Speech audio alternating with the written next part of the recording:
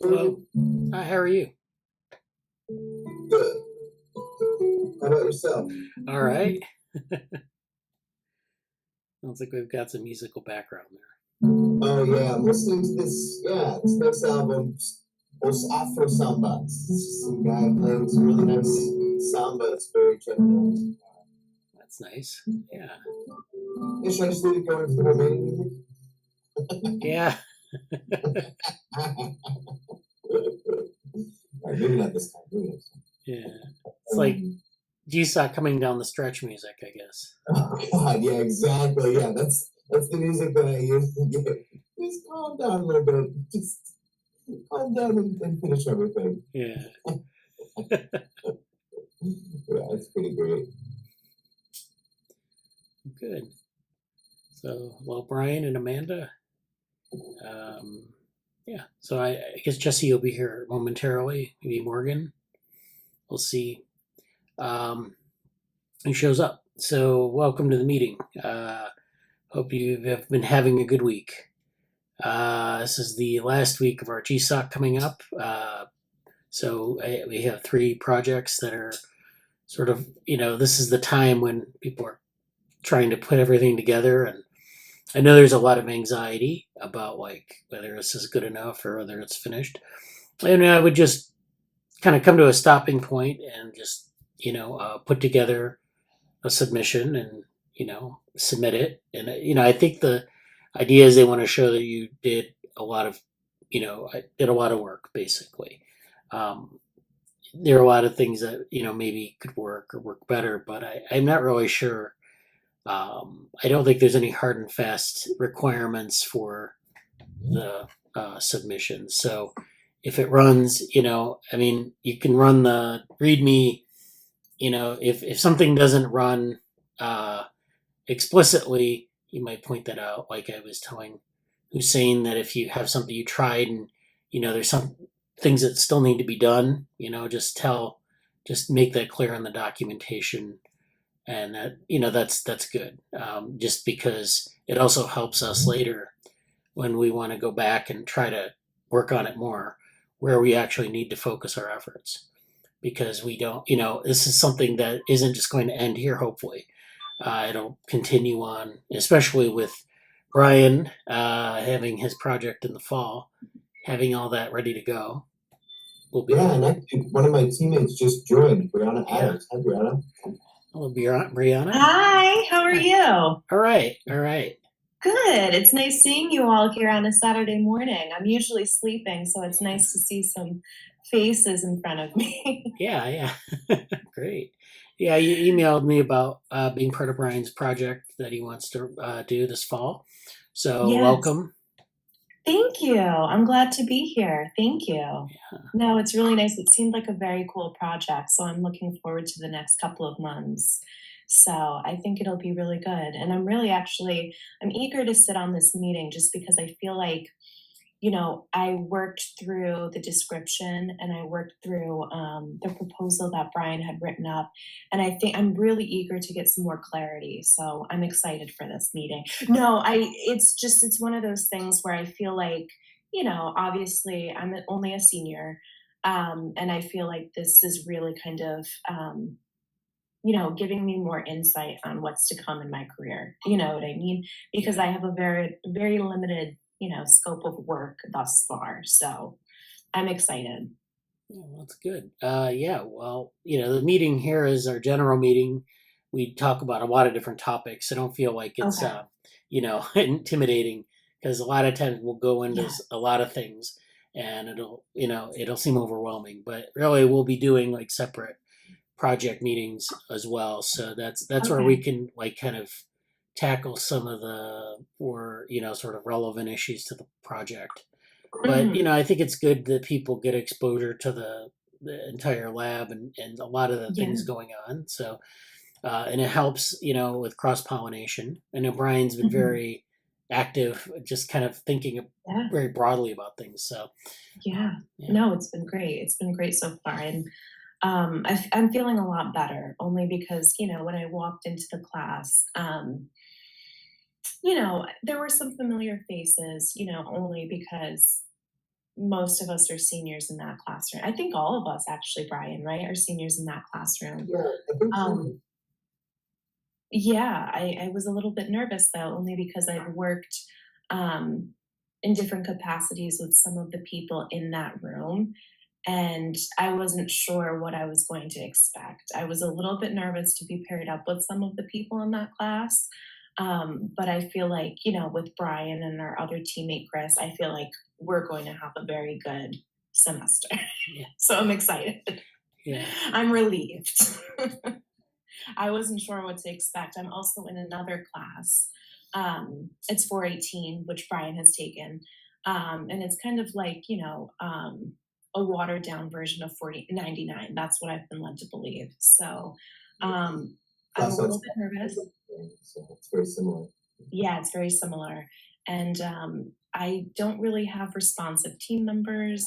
We actually don't even have a project yet, and our project charter is due tomorrow. So yeah, I think it's going to be a very different experience. So yeah, no, I'm very much looking forward to this project. Well, that's good. Yeah. So I just had a quick question. I see that Amanda Nelson and someone else is on the call with us. Are they just part of the lab? They're not affiliated with SUNY Albany, right? Jesse actually is. He's SUNY Albany alum, and he was the person who's been organizing a lot of that. And Amanda is another person in the lab who isn't involved in the project or SUNY Albany, but we have other people too who might be joining the call who are not. Oh, okay, great. So yeah, it'll I be have all... seen.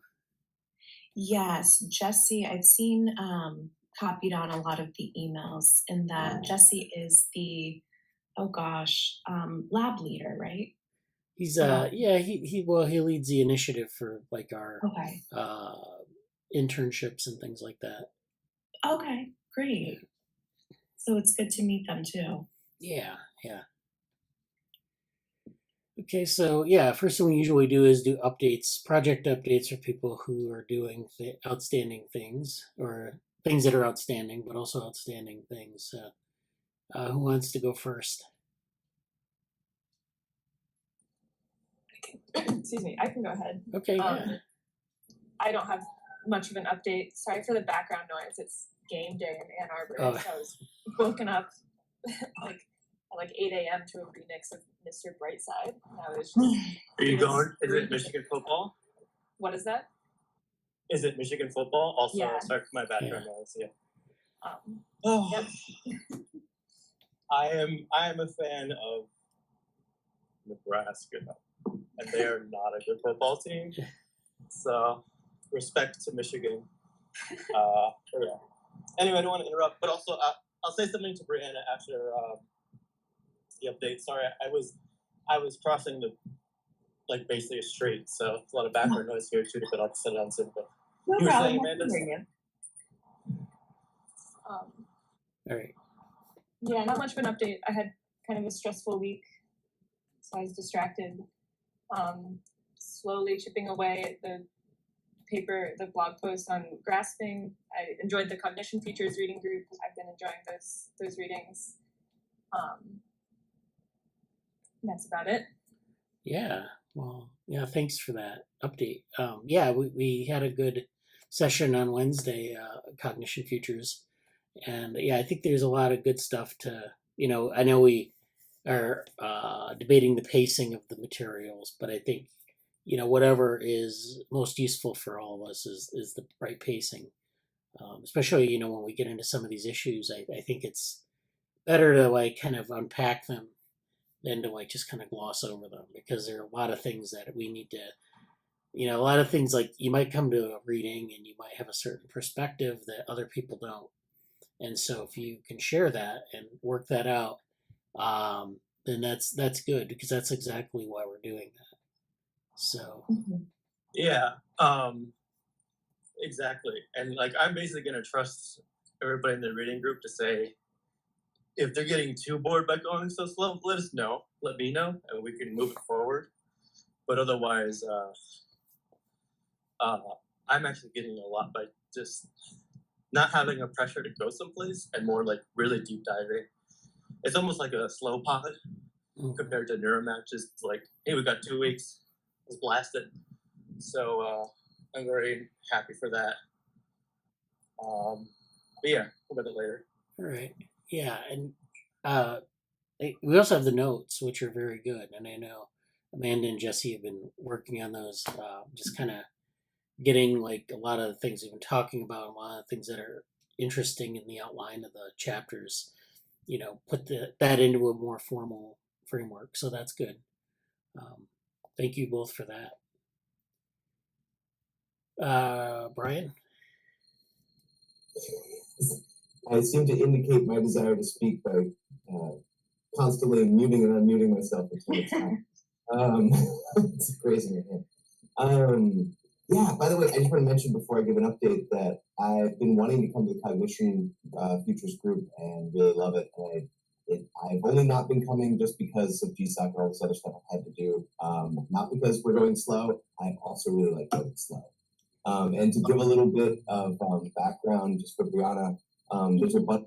I'm not sure if you've joined our Slack for the lab, or for orthogonal lab as a whole, but there are all these channels for all the projects, and Cognition Futures is a project. I believe it's Jesse. It's kind of your brain baby, right?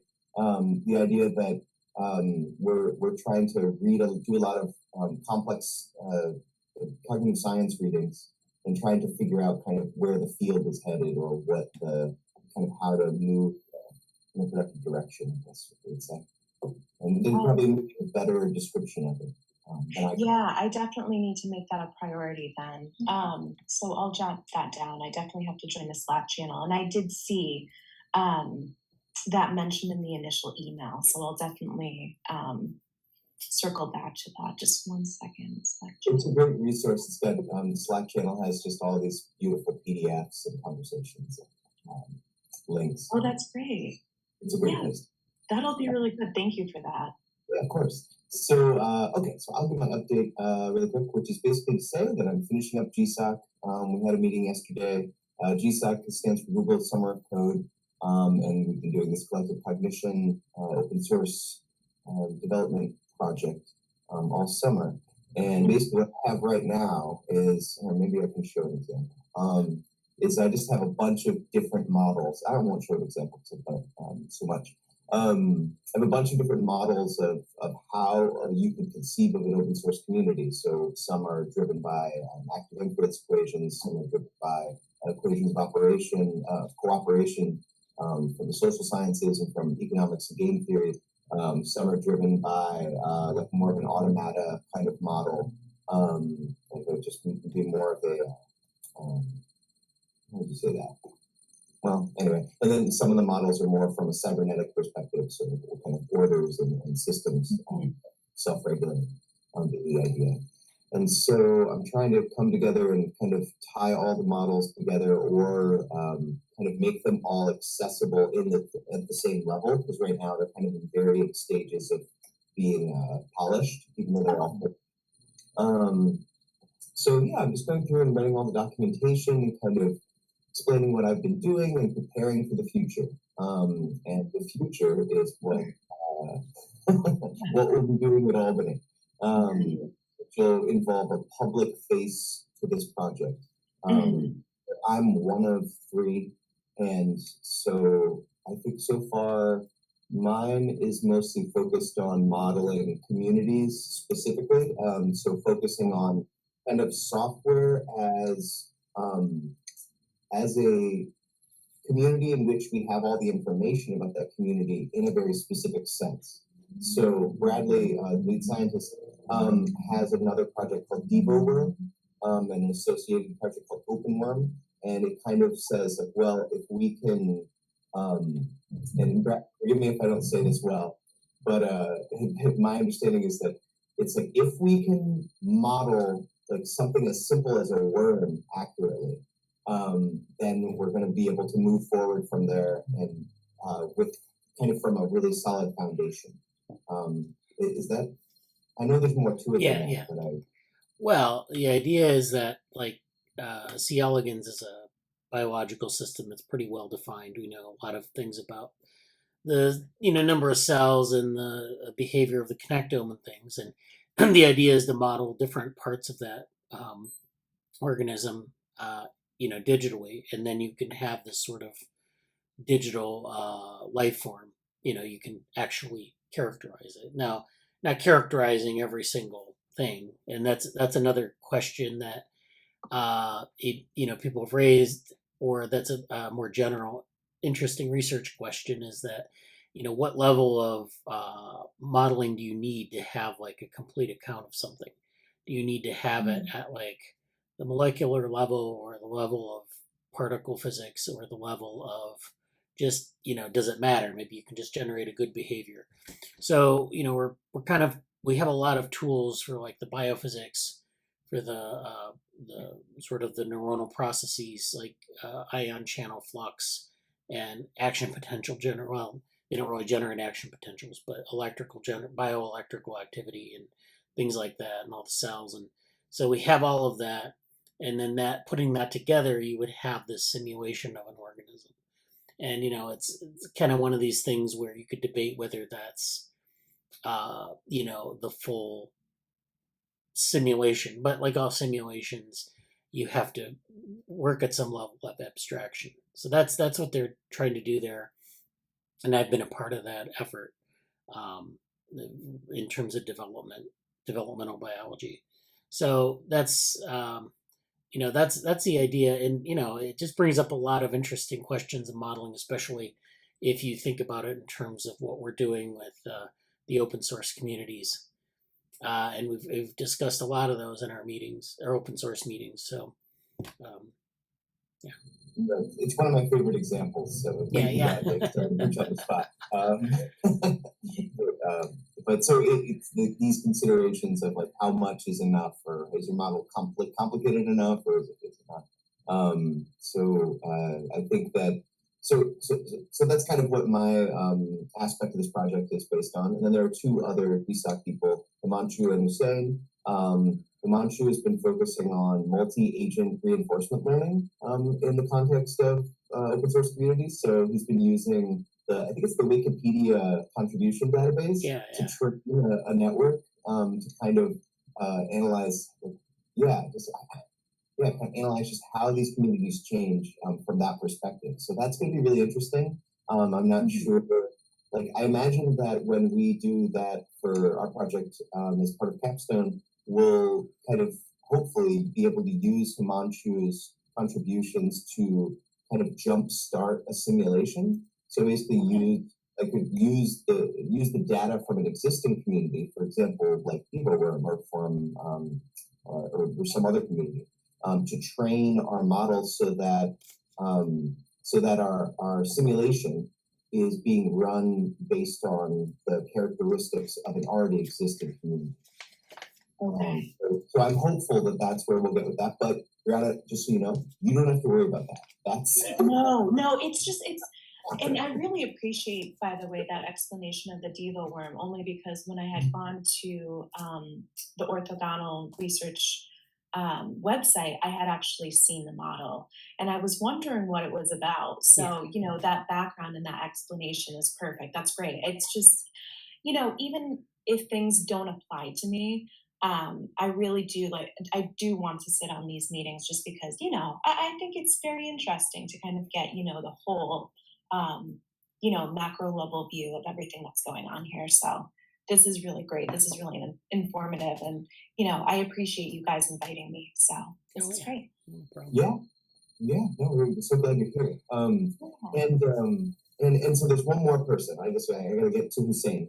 So Hussein's work is focused more on the cybernetic perspective. So this and in specific, Hussein's kind of moved away from communities into Big Five personality theory, and how to basically express it using a systems perspective.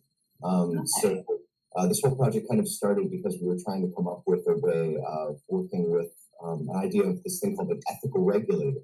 So this idea that you can kind of construct a system of ethical decision making, or a system of ethics, and apply that to a simulation, or to a community structure. And so that's kind of really the highfalutin kind of moonshot idea of this is to make a system that can't be used unethically, that it's literally impossible. So this guy, Mick Ashby, has a few really good papers about this idea. And that's part of where this project came from. Oh, okay. So if I go to the Slack channel, would I be able to see some of this literature? Yes. Okay, great. Okay, Oh, great. yeah, totally. Yeah, so let me know if you need an invite or something, and we'll put you on there. Yeah. So the other update I have is not related to GSoC, which is that I'm pretty much done with my blog post, or at least I'm ready for somebody to look at it and tell me I'm doing wrong. So I've been writing a blog post about intuitionistic mathematics and its connection to Francisco Varela and others' neurophenomenological ideas. And it's been super fun to write. And I'm pretty much done. So anybody who wants to read it, I'm figuring out the best way to post it into the Slack for the Cognition Futures group. For feedback. So, pretty much. Yeah, well, that sounds great.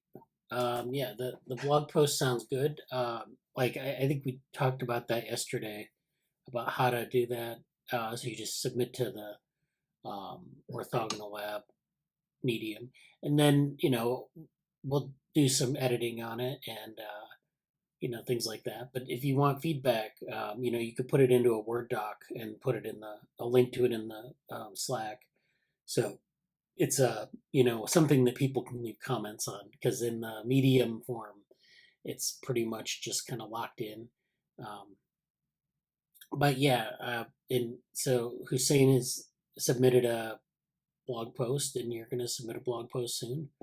So we'll have we have them stacked up now. So we have we've had a couple in the last couple weeks. So this is good. I know I looked at it earlier and I noticed that we went almost the entire summer without posting anything. So it's kind of nice to have an update for that. Jesse said, Brianna, also invite you to our Notion workspace also, which is a little more organized than the constant flow of stuff that comes through Slack.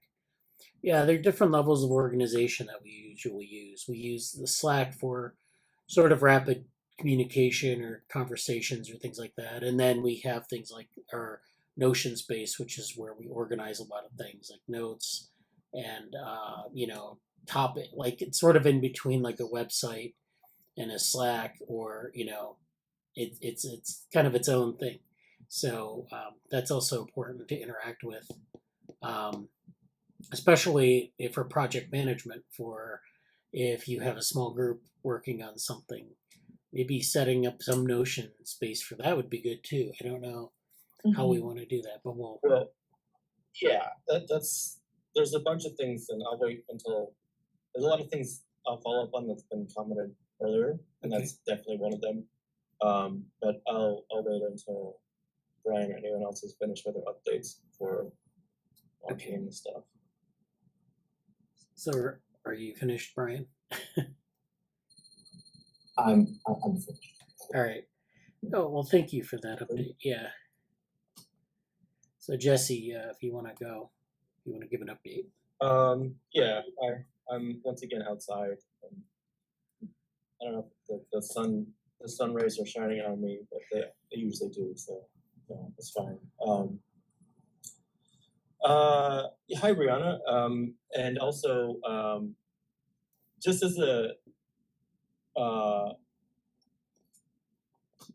an introduction, these meetings, my biological clock is still I wish I was sleeping into. So you're welcome to stay for the whole time. These meetings can go.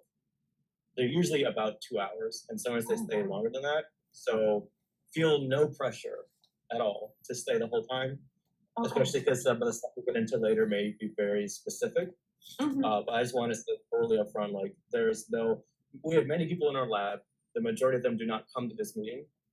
This is just kind of general time slot to have our general update where, hey, we're all going to meet here because we have people in, maybe not as active currently right now, but we've had people India, Europe, Italy, England. I was in England last summer. West Coast, East Coast, all different time zones. We're very not bound to the East Coast. I'm in Boston currently, and I'm a UAlbany alumnus from 2019. But yeah, so that's kind of my tie to the lab. I'll say a bit more about that, but just like don't feel any pressure to have to stay the whole time. But you're welcome to stay as long as you want and ask as many questions as you want about as many projects as you want, whether in Devo Worm, which is kind of a separate group, that's still a sister group, or our lab, or the projects in our lab, and so on and so forth. So like I'm the lab manager and an assistant scientist here. So if you have any questions about what's going on in the lab, you can ask me or Bradley anything. Just put that out there as a hey, welcome. So I didn't know. I would normally like kind of introduce more to that end, but I think it's like, oh, the first time I saw you here, so it's a little bit on the fly. But yeah, I will invite you to Slack and or Notion. Probably someone already has done that, but I'll invite you to Notion, which is kind of a newer thing we're working on. That's more. I'll show you in a bit what that is. But welcome to the lab, suffice to say. Thank you. That's sort of number one on my list. Number two, Brian, you mentioned making more of a public-facing thing for the project. I think that's a great thing to do, and I feel like that's something.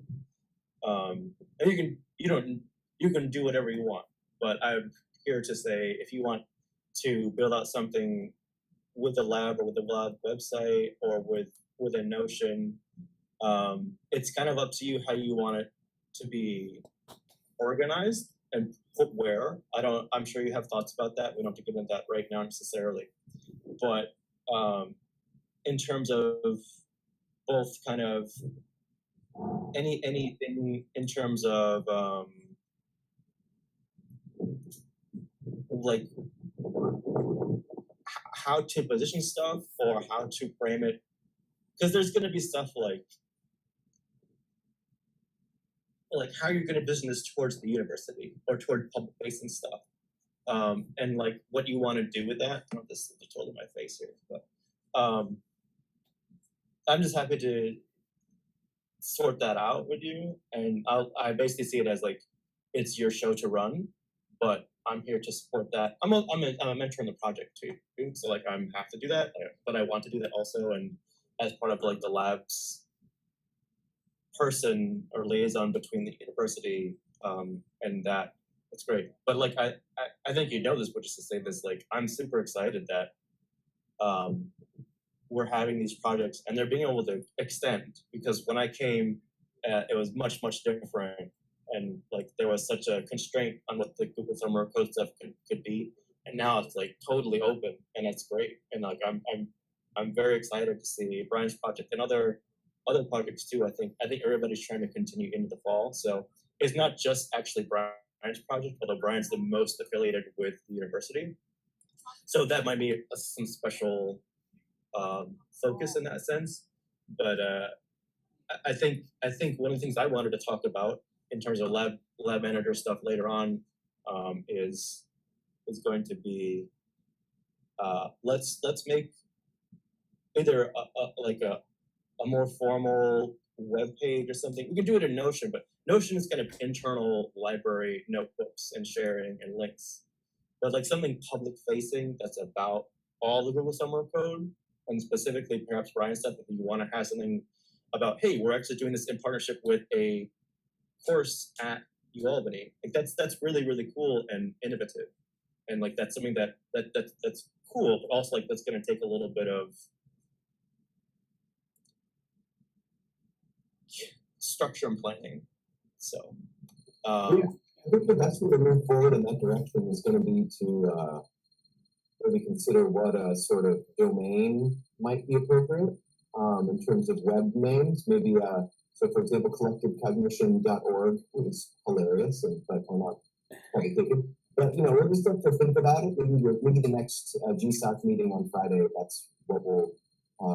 I'm not sure if that's a good use of time, but that would certainly be helpful for me. So, that's what I'm imagining, is that we get a domain and a server, and that we just kind of start filling it with everything we want the public to have access to with regard to the project, and specifically to give them access to to the simulations themselves. and to be able to give the simulation access to, for example, their GitHub API and say, like, look at my organization so that I can run simulations on it and mess with the parameters and kind of get more information about my own situation. Yeah, and to that end, like, I have a few things that I'll just say briefly and not push or comment on and let you think about for a while until we talk about it again. Number one, I don't know what it's quite like now because I'm not a current student, but I know that there was UAlbany website access you could use before to like host your own website and do stuff. I would cautiously tread on that because things change when you're not at the university and it's tough. Like, it can be weird. There's a lot of weird gray areas about that. You can certainly do your own domain stuff by yourself if you want. Orthogonal Lab doesn't have a generic URL, but we have subpages in our ORL-group GitHub organization, GitHub webpage, the one that's based in GitHub. And if need be, if you want this route, you don't have to do it, but I made JoPro, an organization about funding other stuff, and you could use like a website under that. It would be associated with that domain name, which you may not want at all, and that's totally fine. But if so, it would be, I'm basically hosting it. I'm basically using Google Sites right now to host it, or you could have like jopro.org/whatever project title you want, and build out that way if you want that. You don't need that, but those just like that's immediately on the table. Obviously, you can also just purchase a domain name yourself. But like on our end, that's kind of here's what is currently in the cupboard. So use as you see fit, and I'll discuss that later. So. One other thing I wanted to ask, well, any other things about the Google Summer of Code topic before this stuff? I think we're good with that? Okay. One thing I wanted to ask Brianna, and this is not a question or evaluatory in any way, other than speaking a sense of your experience. Have you done research before or done other research in a lab anywhere in the university or external to it? Unfortunately, I haven't. So just Good. a little bit of, so a little bit of background on me. So, I'm obviously at the University of Albany pursuing a bachelor's in computer science, but I actually already have another bachelor's degree in accounting. I have an accounting background. So I actually worked in accounting in New York for a couple of years before I returned to the university. So this is all sort of new to me, so to speak. I've never worked in, a lab setting before. This is like a whole new realm. So yeah, unfortunately I do not. So that was another reason I really kind of wanted to sit in today. And, I really want to sit in on these meetings going forward is just because this is just completely new. Oh yeah, and no unfortunateness about it. Thank you. Thank you for sharing that. I asked specifically, we different kind of lab than many labs. We are like totally based on being distributed online. Because I've done stuff like I had a very similar path. I went back. I originally studied something like international relations and global political economy a long time ago, and did a bunch of stuff in startups. I did like some like consulting stuff and policy analysis, all this crazy stuff. And I realized it's not what I want to do as a career. I went back to Albany for a more technical degree, like in quotations here, a more technical degree. So I actually did the informatics program, which used to be in the College of Engineering and Applied Sciences, along next to you guys, and then left to the CEHC, or the Emergency Homeland Preparedness and Informatics somewhere. And if you want, sometime we can talk quite a bit about like the Albany departmental rivalries and politics and how it affects it. But that's just how it is at universities sometimes. Yes, I would love to. But suffice to say, I did a lot of stuff at labs on campus there too, and it's just it's a different. This is a little bit different experience, and so I just asked solely because I wanted to know like what you've been exposed to, so I could complement it or act in a way that, like, to give you as a gentle an entry as possible into what's going on here, because things here are like very, I would almost say like not graduate level and like, oh, we're so experienced and in depth, but like in a lot of undergraduate labs, it's kind of, here's a project, go do this thing. We're not as much that way. So we have a lot of space for open exploration and finding your own way. And so if you go in the lab and you stay with us outside of Brian's work, you're welcome to do all that stuff. And if you find something here interesting, you're totally, I'm saying that to say, like, if something comes up, please feel free to like ask more about it or whatever in the future. Research is definitely not something that everybody wants to spend, frankly, their Saturday mornings or Wednesday nights or other, like, not everything everybody wants to do. And that's totally fine. So maybe part of your time here will be figuring out how much of that you're interested in doing. Maybe not. Maybe through Brian's stuff you'll find out more about it or not. But you know, there's no expectation you have to do stuff. If you're part of Brian's project in that class, that's great. I had a question also. You mentioned 2 course numbers, and I don't know any of what they are. Could you say what the other courses that you're? I know Brian's course, but what's the other course you mentioned that you were kind of saying comparing to or something? Oh, okay. I'm also taking another course that Brian has taken previously. It's called it's the course number ICSI 418Y, Software Engineering. It just has kind of a blanket course name of software engineering for some reason. But basically, the objective of the course is to learn documentation and, you know, the software cycle. So I definitely see a lot of value in it. It's just, I definitely see a lot of value in it. It's just, I thought that it would be set up a little bit differently. So I guess my expectations aren't really aligning with reality, which is fine. I mean, they rarely do. Yeah. So I just feel like, you know, there's a lot of miscommunications between, you know, the students and the professor and things like that. So there's a lot going on in that class, but a couple of other classes that I'm taking that are fantastic.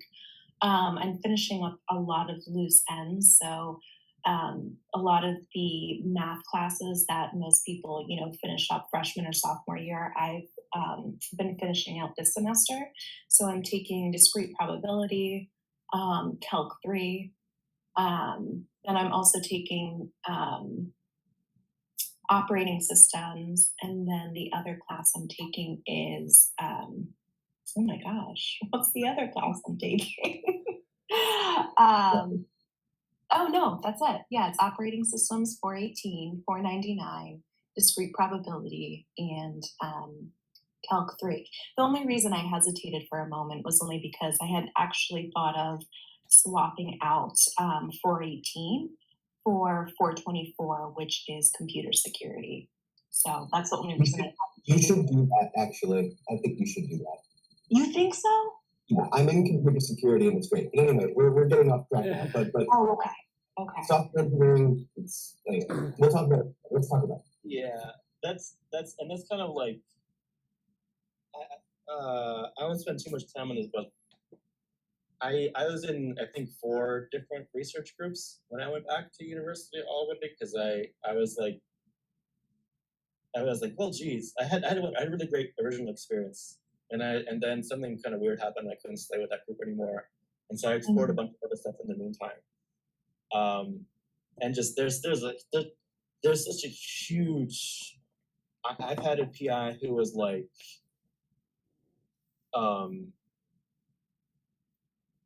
a really nice guy, but he would show up and like, hey, we're gonna do this, great, all right. And he'd be gone, and you see pictures of him. You see pictures of him like on like Facebook. Oh, I'm at a baseball game.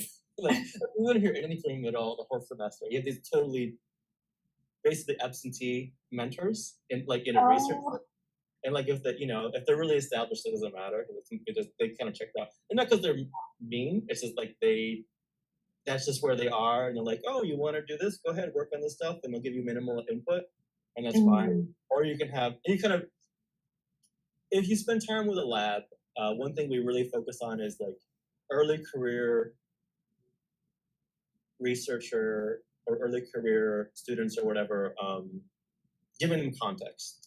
I'm very interested in like the mentoring approach because I feel like that's a big thing in my life. Like the fact that I've had exposure to the mentoring and like guidance of other people in academia. I'm a first gen student. Has shifted dramatically what I was exposed to and how reasonable, like how good or like how enjoyable it was.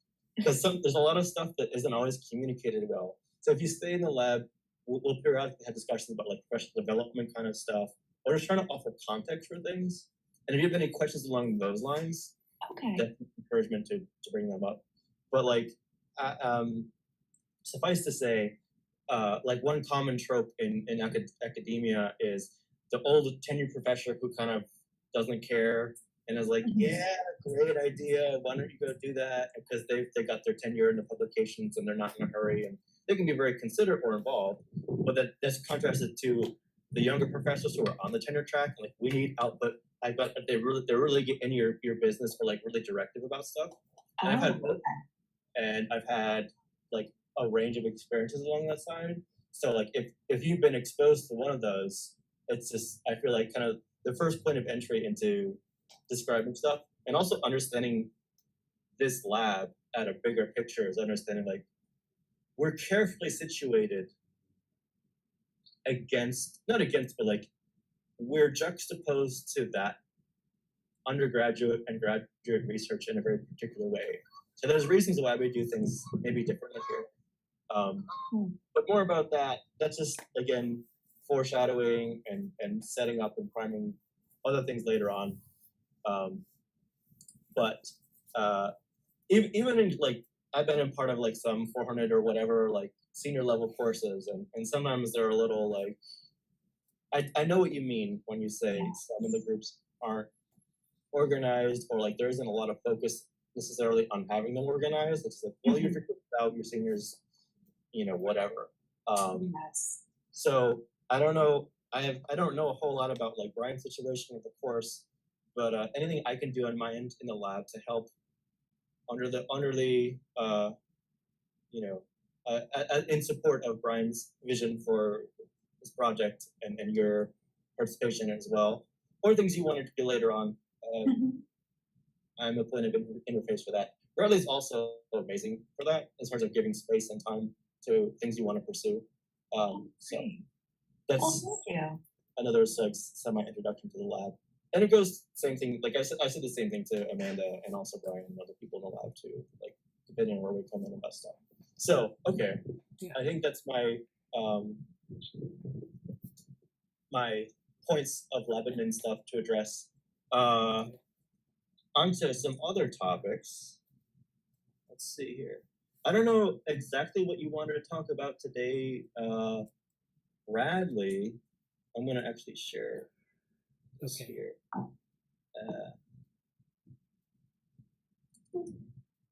But yeah, there should be an end there. This is kind of our. I'll explain this more later for those who want to know more about the Notion space, but it's kind of it's a big old notebook basically right now. We kind of already mentioned some Google Summer Code stuff, so I won't reiterate that. I attended the fourth session of the Johan's Logicel reading group about computational reasoning, which is really interesting. I don't know if you can read this particularly well because it's kind of small right now, but maybe better. There you go. But basically, Logicel is a book by A.A. Kavia, and it's kind of looking at this intersection between math, how we're looking at computation, math and language and mechanism, and some of the reasoning within it. It's quite higher level, but it's trying to basically bring about a new way of looking at some of how we could potentially apply. Are there ways of using some mathematical concepts like topology to integrate having semantics within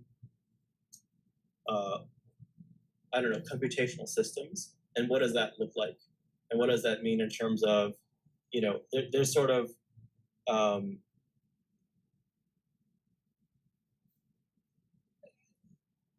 looking at different perspectives in computation over time and where they overlap or not, and how maybe they can be bridged in different ways. There's a lot to go into it, but it's been a really interesting reading group so far. And I think one of my where is this thing here?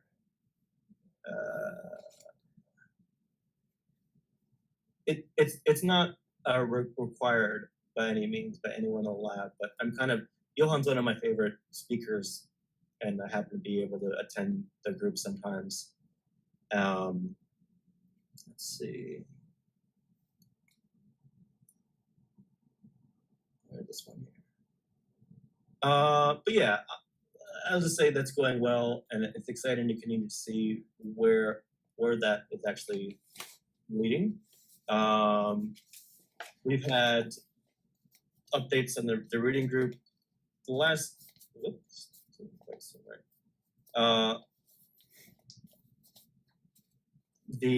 last reading group meeting was interesting. Amanda and I had a lot of exchange of comments. You can leave comments on the pages too, which is pretty cool. We're going through the Kaplan book. There's still, I think I might try to prepare something. There was something very interesting that came up in the group, which is something about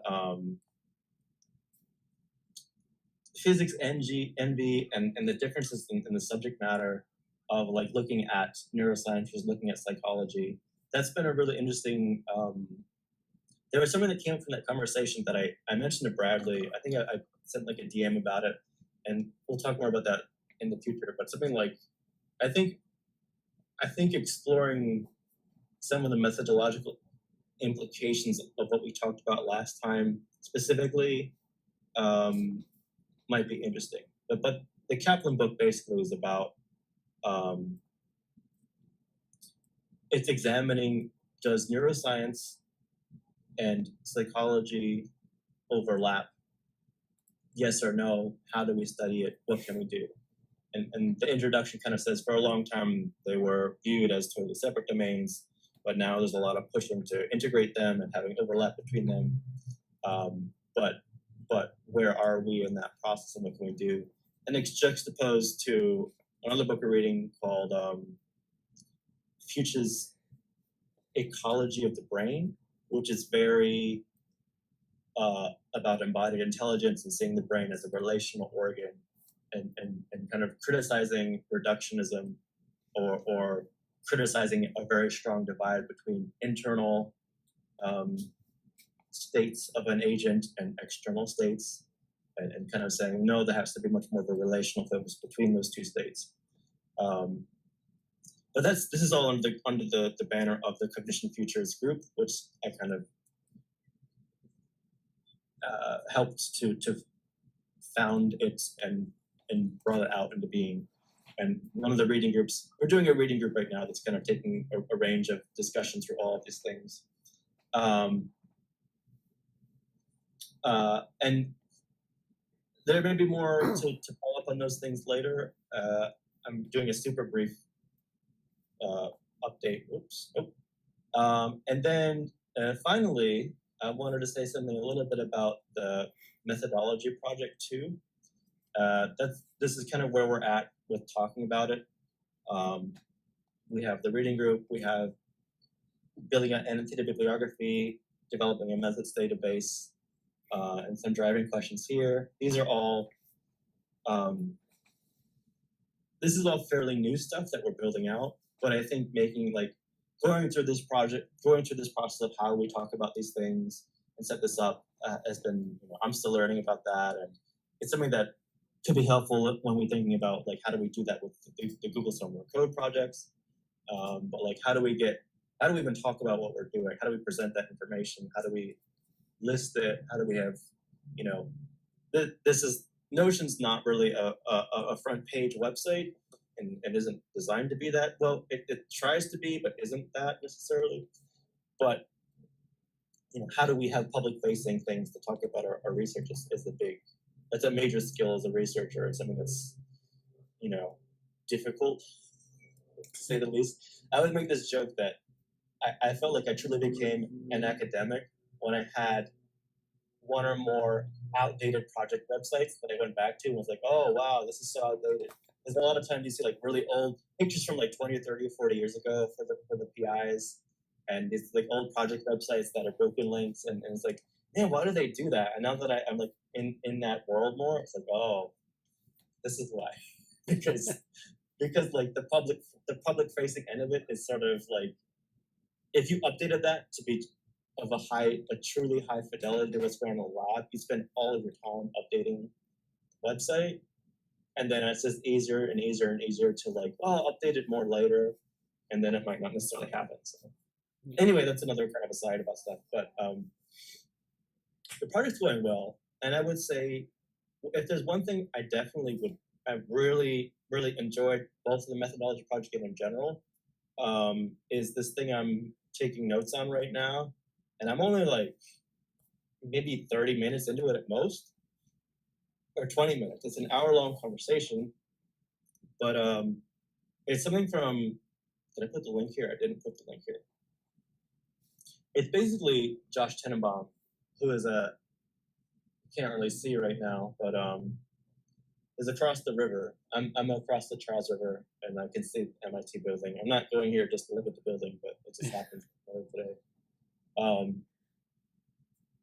But Josh Tenenbaum is a computational cognitive scientist at MIT, and I attended in 2020 the Brains, Minds, and Machines summer course. So I mean, I virtually was a part of the very watered down coursework that was kind of just a lot of lectures.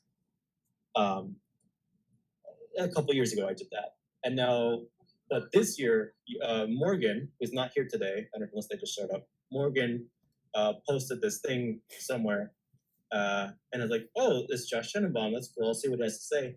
And it happens to be one of his introduction talks to this year's version of the, right here, the Center for Brains, Minds, and Machines summer course. And it's just him kind of, so far, it's just him kind of setting up what's going on, providing context. And I found it to be really, really useful because he kind of breaks it down into, Brains, Minds, and Machines, the CBM unit at MIT, although it's kind of it's not just the MIT summer course, it's kind of but from his like arena there, he talks about neuroscience. It's kind of like understanding the brain as a machine that produces intelligent behavior, from his phrasing. Minds as in theory of mind and the internal work, the framing it kind of almost as a software or like internal things, and machines and as in building out AIs and robots, stuff that are more human-like, human level. But it was very interesting to kind of, he's starting to build up, okay, what is our tool set? And he does specifically mention the caveat of, we're very interested in the computational aspect, the computational toolbox for doing this stuff. But he built up this nice skill set of, he mentions the neurobiological inspiration of input-output devices and says that's legitimate. But what he's interested in doing some things that are, he says it really, really well, doing things that are outside of the realm of straight up reinforcement learning, or reinforcing what you learned as you were developing, either as a human being agent or evolutionarily. So he's saying we need to have, essentially looking at stuff that is beyond just the input-output direct stuff. And he gets into how he kind of talks about behaviorism, which is a paradigm that psychology is kind of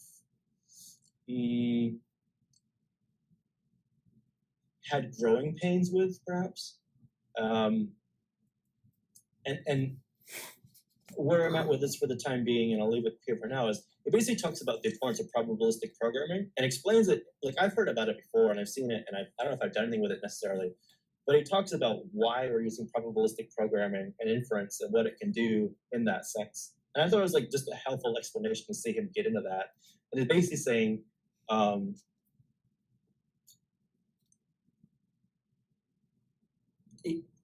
the importance of, in cognitive science, in models of the external world, but also our internal world and the internal world of other people. And like, how do we model that? How do we have, what kind of models do we use for that? And he talks about inference, he talks about hierarchical models, and he talks about probabilistic inference, and how do we do that? And he talks about using Bayesian, the Bayesian approach, Bayesian statistics, Bayesian modeling, and where models of the world can be expressed as probabilistic generative models that can be both priors to make sense of data, but also hierarchical in a way that of learning new models, priors upon priors, hypothesis spaces upon hypothesis spaces. And so model building is a form of inference, a hierarchy layered models and stuff. And then like he talks about the probabilistic programming and probabilistic programs and how the programs that you make with this kind of stuff.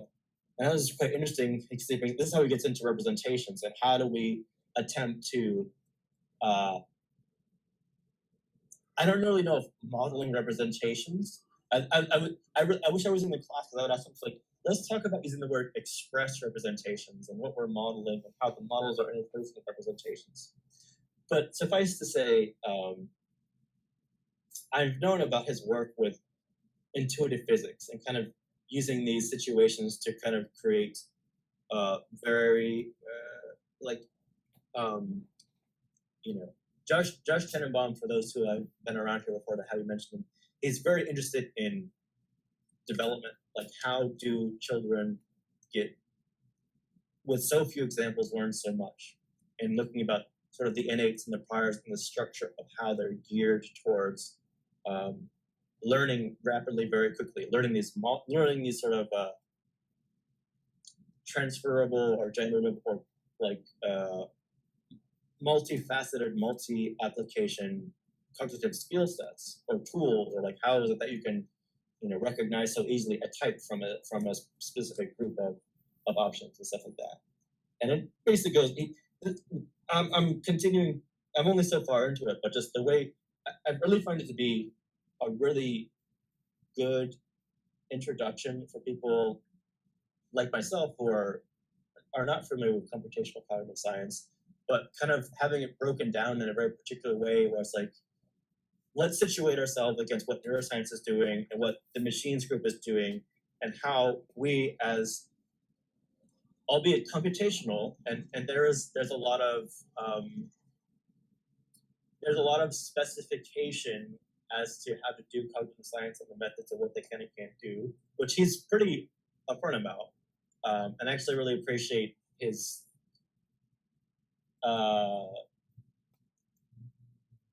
earnestness about it, but like within the realm of computational cognitive science and using this stuff, he spent some time differentiating like basic statistics or like what some other areas in the bio-neuro AI mind space are doing, and then what he's trying to do with probabilistic programming, with inference, and with how he's generating his models. So hold on a second. So I'm really taking a lot from this, and has me excited to look more into like actual probabilistic programming in the future. I've heard about it so many times, but whenever I looked into it, I wasn't ready, or the pieces weren't quite together from where I am now to understand, like in order to deal with representations, here's one tool that is being used, and this ties big time into the methodology project. Like, all right, how is it that, like, how can we use probabilistic programming to do this stuff, and what can and can't do relative to some other things? Is probabilistic programming related at all to predictive coding? I don't know, Brad. How would you respond to that? I don't feel like I know enough to say. I think kind of, but not really. I don't know. Okay. Yeah, that's good. I'm sorry. Maybe it's something I'll just dig into a little bit. Oh no, I thought Brad said something, but I guess he didn't. Well, I had a question. Well, this is great stuff. Thank you for presenting on it.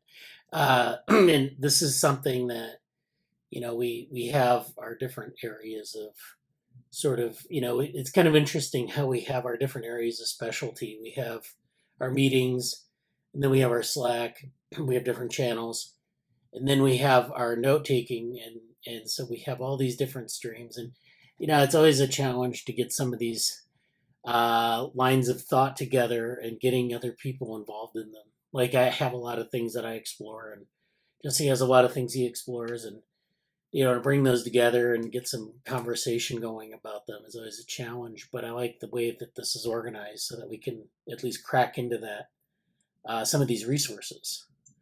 I know we did this during the Neuromatch in 2020, 21, so we had some things around that and some of the conferences we've done.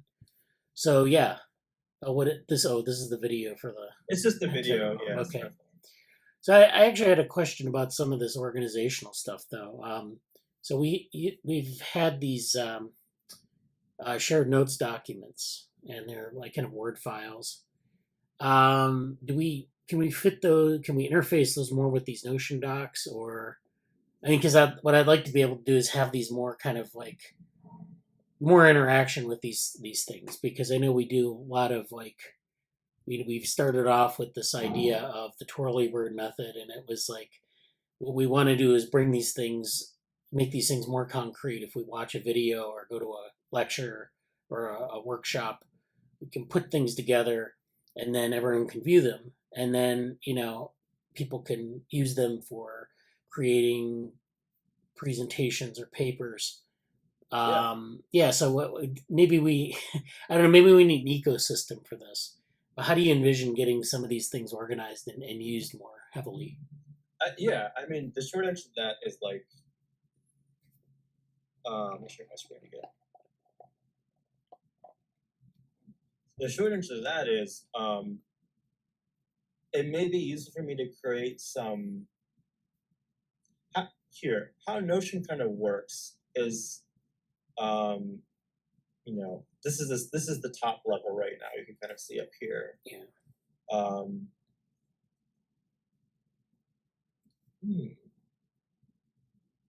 Let me adjust something right now. Actually, you can kind of see I'm actually adding a host group to this, and now it's going to show up here. So what's really cool about Notion is that I think Notion is probably the best. Particularly that we can have these guest accounts now. Sorry, it was all like trauma here today, apparently. Like helicopters and ambulances and cars and police. But nobody failed the drug test. Sorry. I think Notion is going to be the way forward with that, especially since we can have unlimited guests right now. And as far as I can tell, it's been okay. Like Amanda's left comments, and you can tag people, and you can do stuff. It's basically like a Google Doc with slightly less. It's not as. It's a little more clunky than some of the word processing stuff, but to relate to some of the Google Doc stuff or anything else, like if people want to write in Markdown and put it on a README file on GitHub. And then we just literally take the Markdown code and slap it into Notion. It'll be fine. That's kind of a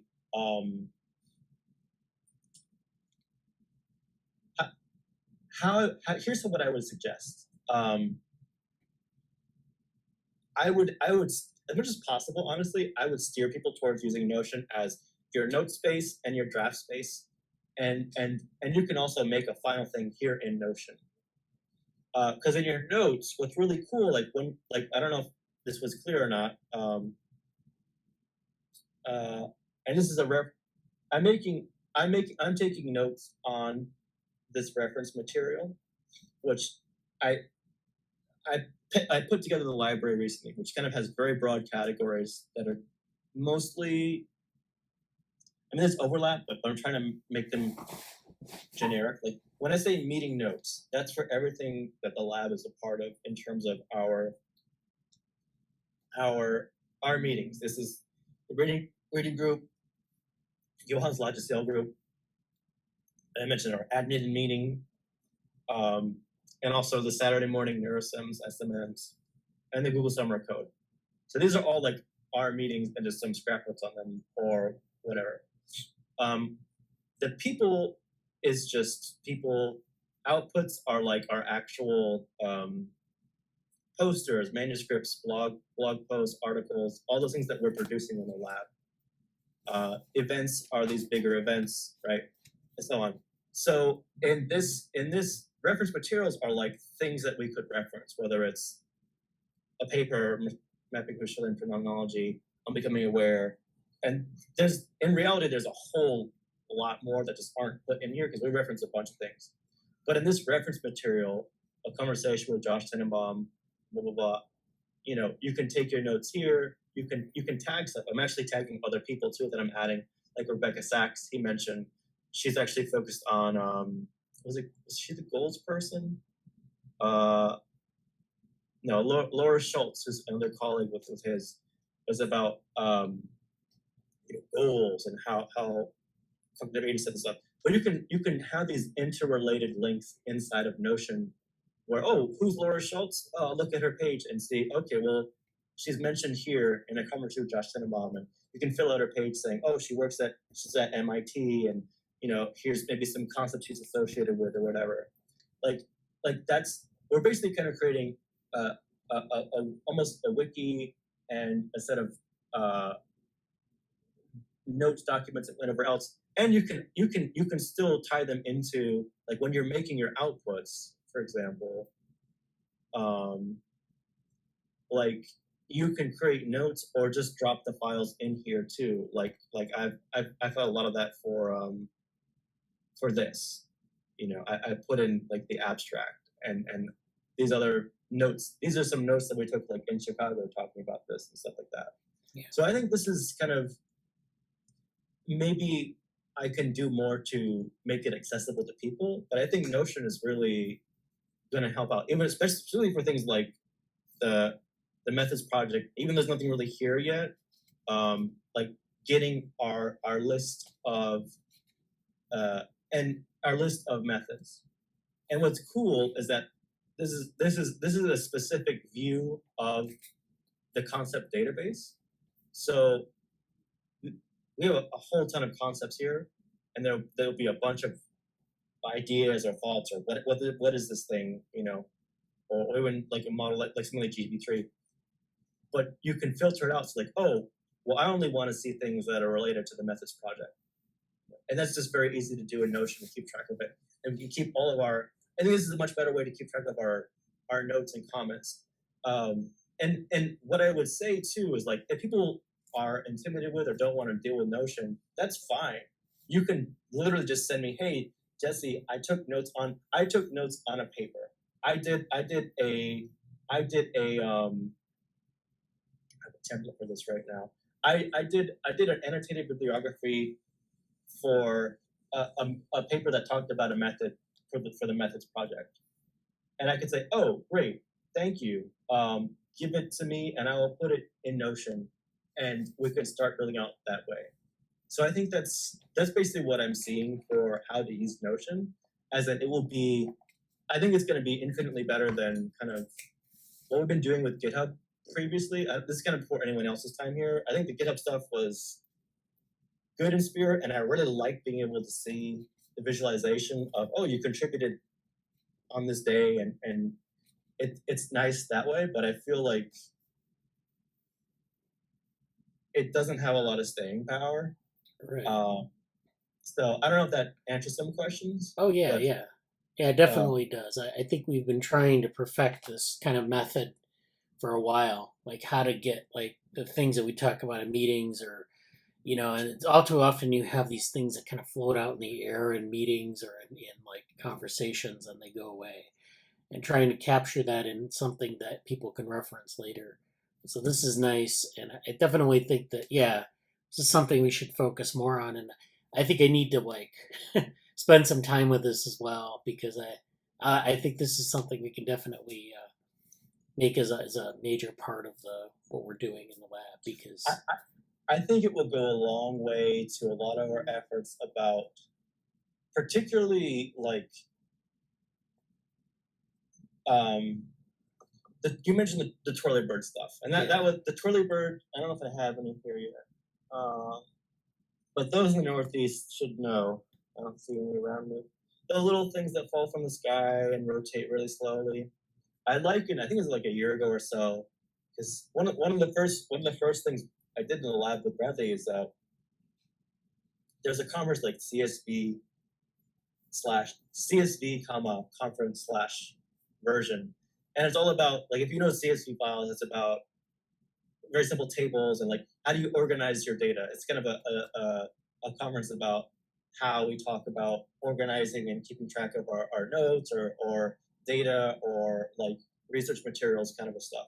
And there's something in the lab called like epistemological directories, which is kind of like knowledge maps and what was the path taken to get to this perspective, or how did this field evolve, or timelines and stuff like that. And like, how do we talk about like gaining context?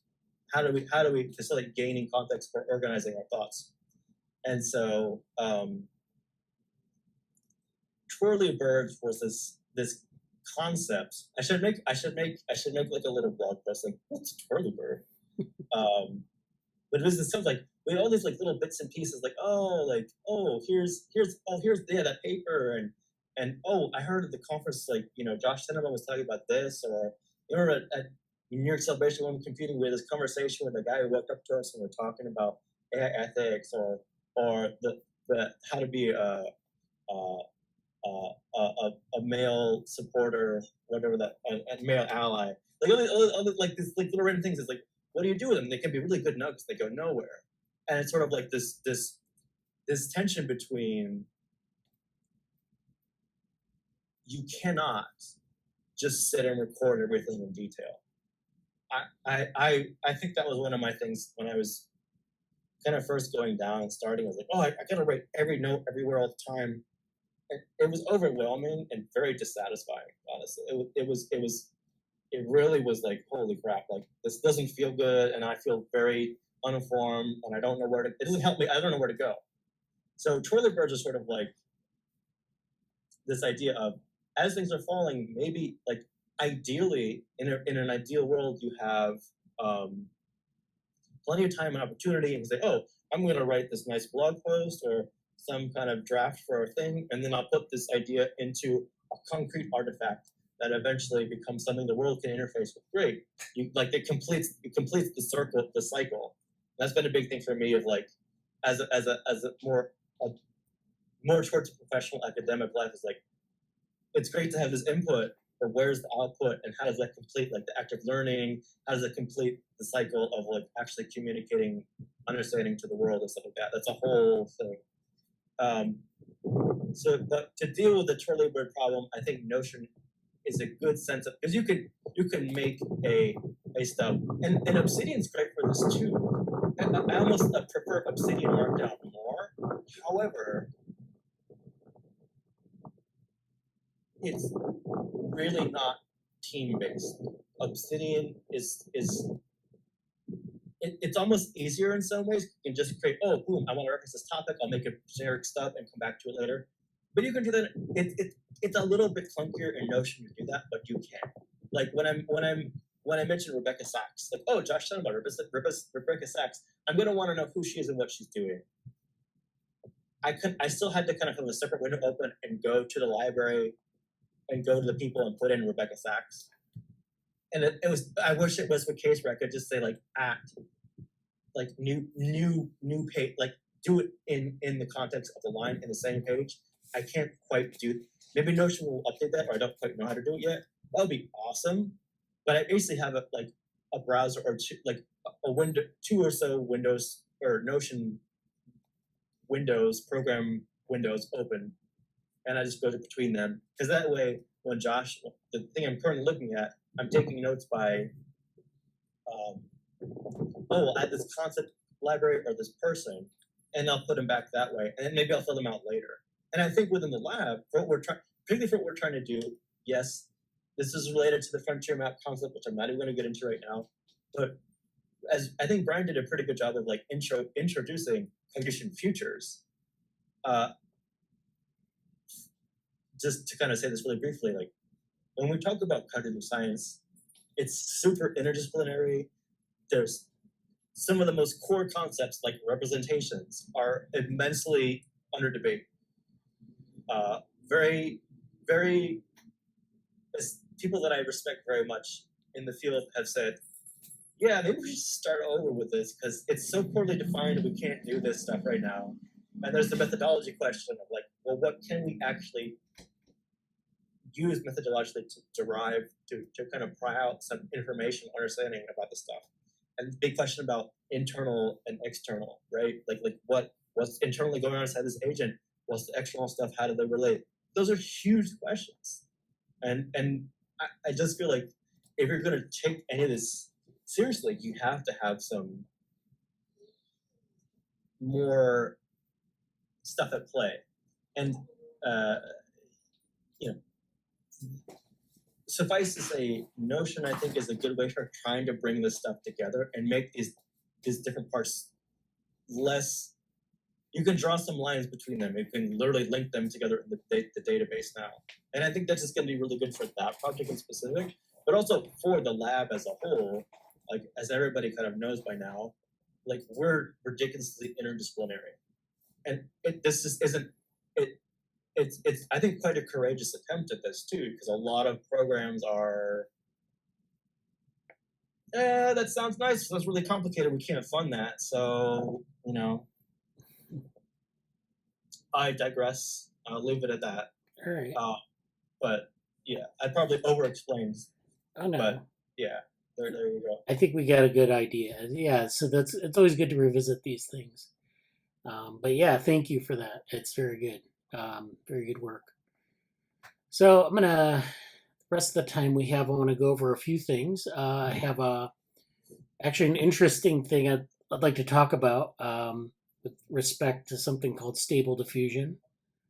Then I'm going to talk about Neuromatch, and then which is coming. The deadline for the abstracts is coming up very soon. So yeah, and I want to know where we are with that, and then our papers. So let me do this. Let me share my screen. Yeah. So Stable Diffusion. Diffusion models are this new class of machine learning algorithm. We had what they call generative adversarial models, which you may have seen if you're into AI art.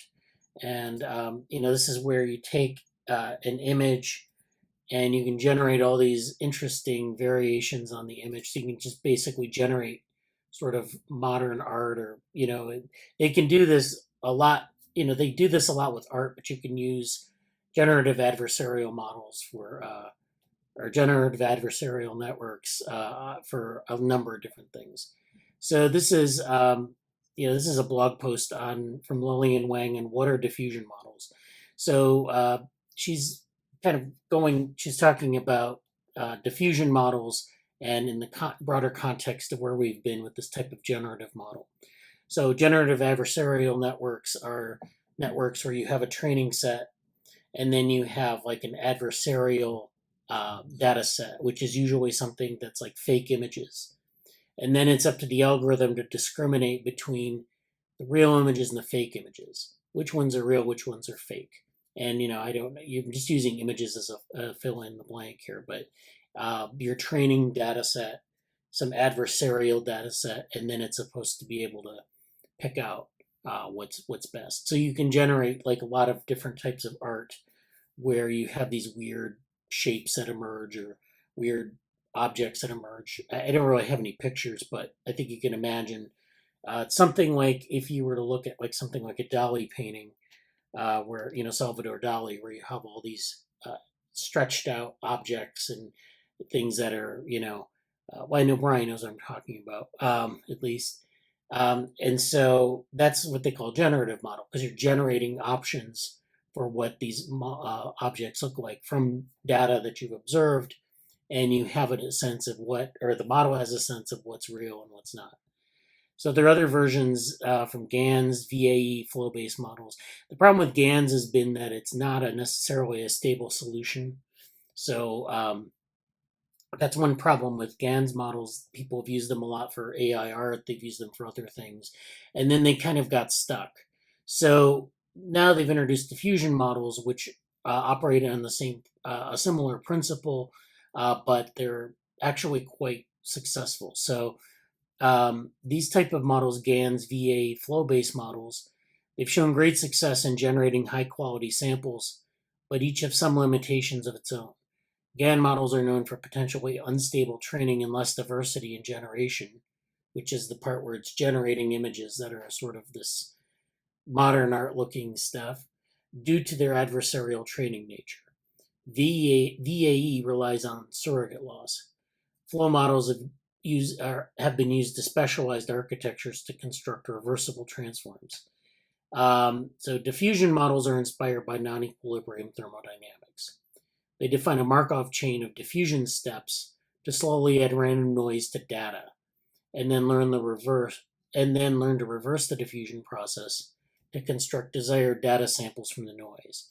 So it's using this idea of like kind of working through a problem. You have these diffusion steps, you're adding random noise to the data. So it's kind of like that adversarial approach where you have a data set of training data, you're adding in noise to it, and then you're trying to, once you get exposed to the training data with noise, then you reverse the process to construct some sort of image that is consistent with the training set.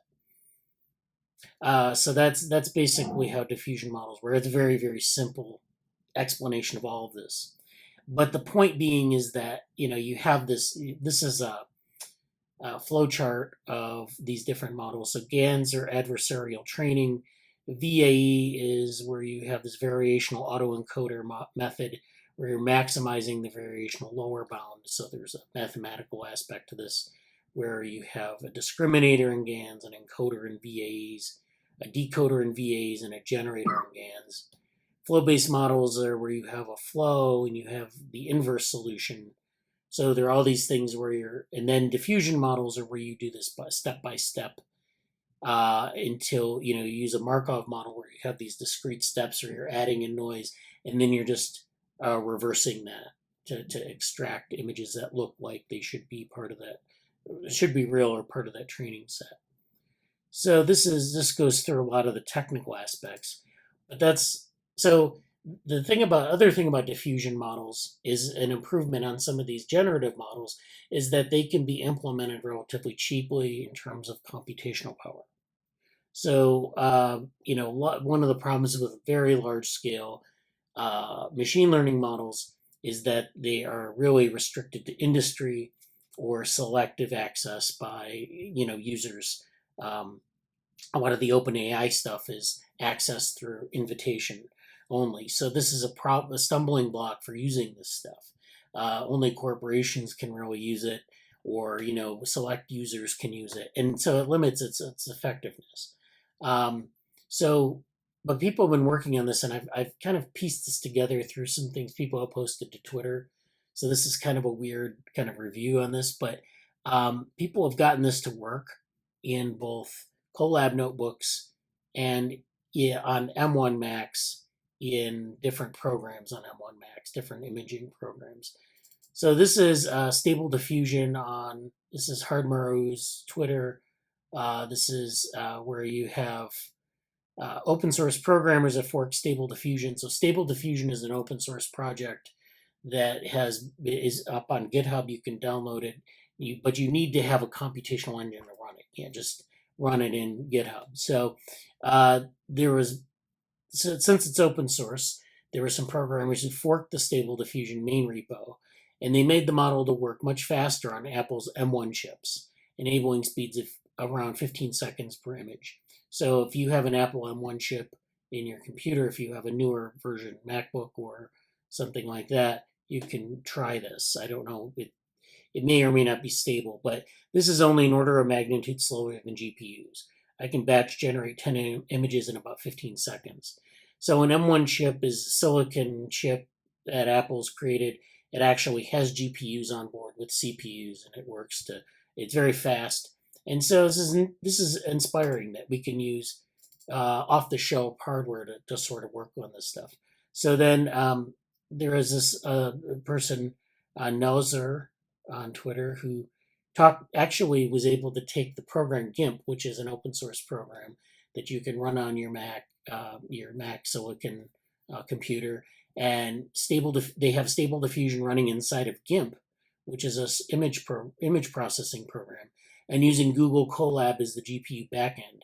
So to augment what the GPU capabilities of the M1 chip, they're using Google Colab, and we know that from our summer of code work that collabs are very good at like providing high levels of computational power. So then we have someone did this in they did this in GIMP, but then they did this in Krita as well, which is another open source platform for image processing, and they actually used another part, toolbox in Stable Diffusion, where they were able to use it in Krita. So this is the GitHub repo for NeuroSim's GitHub repo for Koi, which is a plugin for Krita that enables the use of AI models for image-to-image generation. So it's this generative model aspect. So this is a GitHub repo. It's just GitHub /Koi. Program is Koi like the fish, and you can actually run this, or at least look at how to run it. I mean, there's steps that they give you. You may or may not be able to get it working for yourself. This is Magnus Viri, was another GitHub user. This is forked from L. Stein Stable Diffusion. This is their version of Stable Diffusion.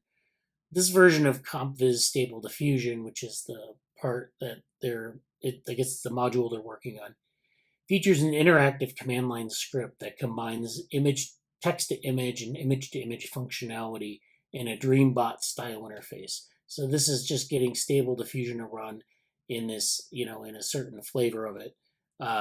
So they've got this available for people to implement on their own. And so this is an open source text-to-image generator. So this fork, and so they've forked the original repository, and they've kind of worked on their own solution to this. This fork supports an interactive command line interface that accepts the same prompt and switches as the Discord bot. You have to go through the Stable Diffusion documentation and know what they're talking about here. So I'm not going to go through that, but I'm just going to kind of point out that there are different, you have different tools that you can use, and they kind of provide that for you. So support for image to image, in which you provide a seed image to build on top of a basic web interface that allows you to run a local web server for generating images in your browser, a notebook running the code on Google Colab, upscaling and face fixing using optional packages, and there's a lot of what they call prompt engineering or prompt tuning that is involved in this as well. So this is just kind of going through how to put this together. This is an example here where you give a prompt, Ashley Judd riding a camel. And so there's Ashley Judd riding a camel, different versions of this. It generates different images. And then this one here, I don't know what, this is a tool for molecular biology here. I don't know why that's there, but, and then this is of course soups, I guess it flies in it. I don't know why it's doing that, but that's the kind of thing that you get in these text to image models. You give it a text prompt, and then it finds or generates images based on its training data. Sometimes it's successful, sometimes it is not successful, and then you have to select the right one and you give it feedback. And so these prompts are really important for kind of giving it getting the right answer. So you have to give a verbal or like a linguistic string that makes sense to the model. You train it on different data, and it can put together different arguments. So it puts together Ashley Judd and then riding a camel. This is maybe the right answer. This is not, but it's with a camel and a woman, and then this is obviously not right. So you have different flavors of it. Well, I guess they had another prompt, which was there's a fly in my soup. So that one is this image, obviously. Okay. So you have this, there's a fly in my soup. That's the right one. These are not right. So you can generate different, you have to have the right prompt and you have these different things that outcomes. So then there's this CRITA alternative. So yeah, CRITA is a nice alternative to GIMP if you're doing stuff with a Mac Silicon computer. And then these are the instructions. This is from compviz/Stable Diffusion on GitHub. This is an issue number 25 there, instructions for setup and running on Mac Silicon chips. And it talks about like how to do this on this hardware. So you have to go through this. There's a solution using Homebrew, which is a package for employing this. And then they kind of go through they kind of debug it in the issue. They kind of debate the process because sometimes it doesn't work for everyone. So yeah, if you have some patience, you can probably get this to work. And then generating Stable Diffusion. So this is someone who did this. So they were using use the silicon chips, which are M1 and M2 MacBooks. And this is an example here of using Homebrew, installing Homebrew from the terminal, and you can you follow some more steps and you can do this sort of thing. So you can generate these kind of images. This is a ship in a lightning storm. This is a sunrise. This is something else that they've prompted from the model. So they just give you instructions here on how to do this. And there's a model. Hugging Face has a model. CompViz Stable Diffusion. So this is a Hugging Face model that they're using. A version of this. So I knew that was a little kind of informal, but I hope that was something that's interesting to people. Let's take a look at the comments. Yeah. So Brian has a link to the post on diffusion models, only in Wang's post. And now we will have a stub for diffusion models in our Notion very soon. Okay. Yeah. I know we've talked about large language models in the past several meetings several meetings ago, and there's a lot of interesting stuff going on large language models in terms of generating language and speech patterns and things like that. But this is more of like for images and prompting images from text. So that's something that, if you're interested in that area, is good. It's a generative model, which means it's generating a set of solutions. And yeah, so there's I really like this diagram. So yeah, that's really useful. Yeah, definitely. And it kind of goes over because like diffusion models just like popped up, and it's like, wow, this is like how do we understand this? And so this is a nice way to differentiate between what's come before. And now, that being said, I don't think GANs are dead. I think you can use GANs for other things, but definitely this is, if you're familiar with GANs, this is sort of the next step of GANs. This is improving upon it as a generative model.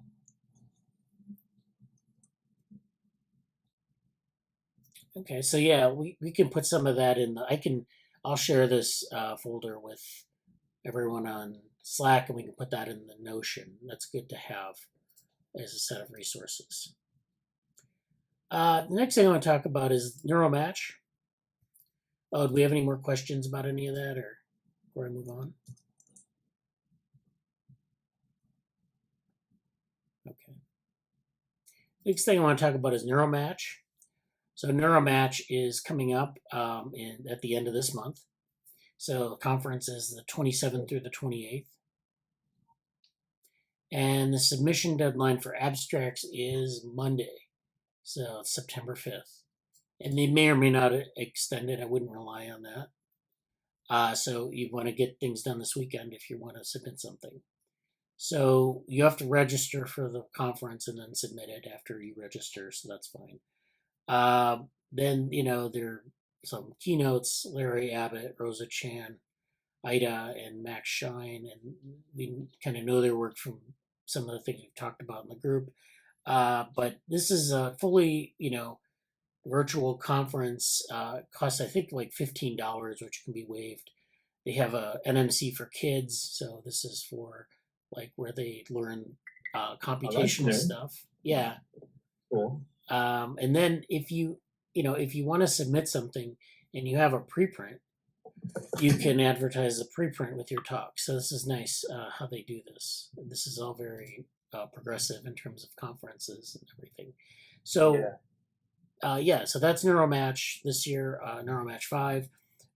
Now we've had a conversation in the Slack about some of the potential submissions, and this is something that I want to nail down and see where people are on this, because we haven't really talked about very much. It's kind of snuck up on us, I think. So I know Brian has expressed interest in a post on intuitionism, which I think would be great. And Amanda wasn't sure if she would do a post or a talk or not on neurophilosophy or whatever it was that she wanted to do.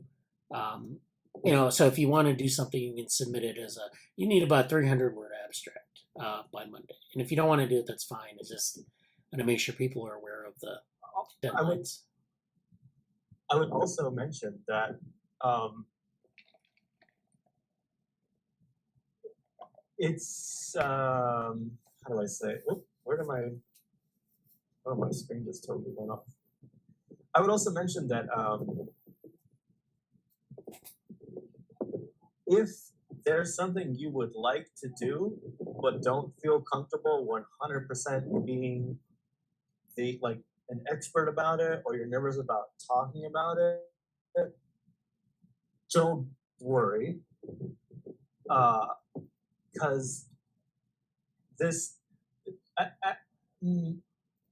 I hope we introduced Neuromatch the right way, in that for submitting specifically, it's only one person. Like, one person can, when they register, one person is limited to what they submit. Person, one submission. However, authorship, almost all of our projects are going to be inherently multi-authored and co-authored. So please don't feel like you have to, oh man, I really like this topic, but I don't think I can pull off a flash talk about it, and I'm very far away from a preprint, so I don't know. No, I'd say go for it. Do it.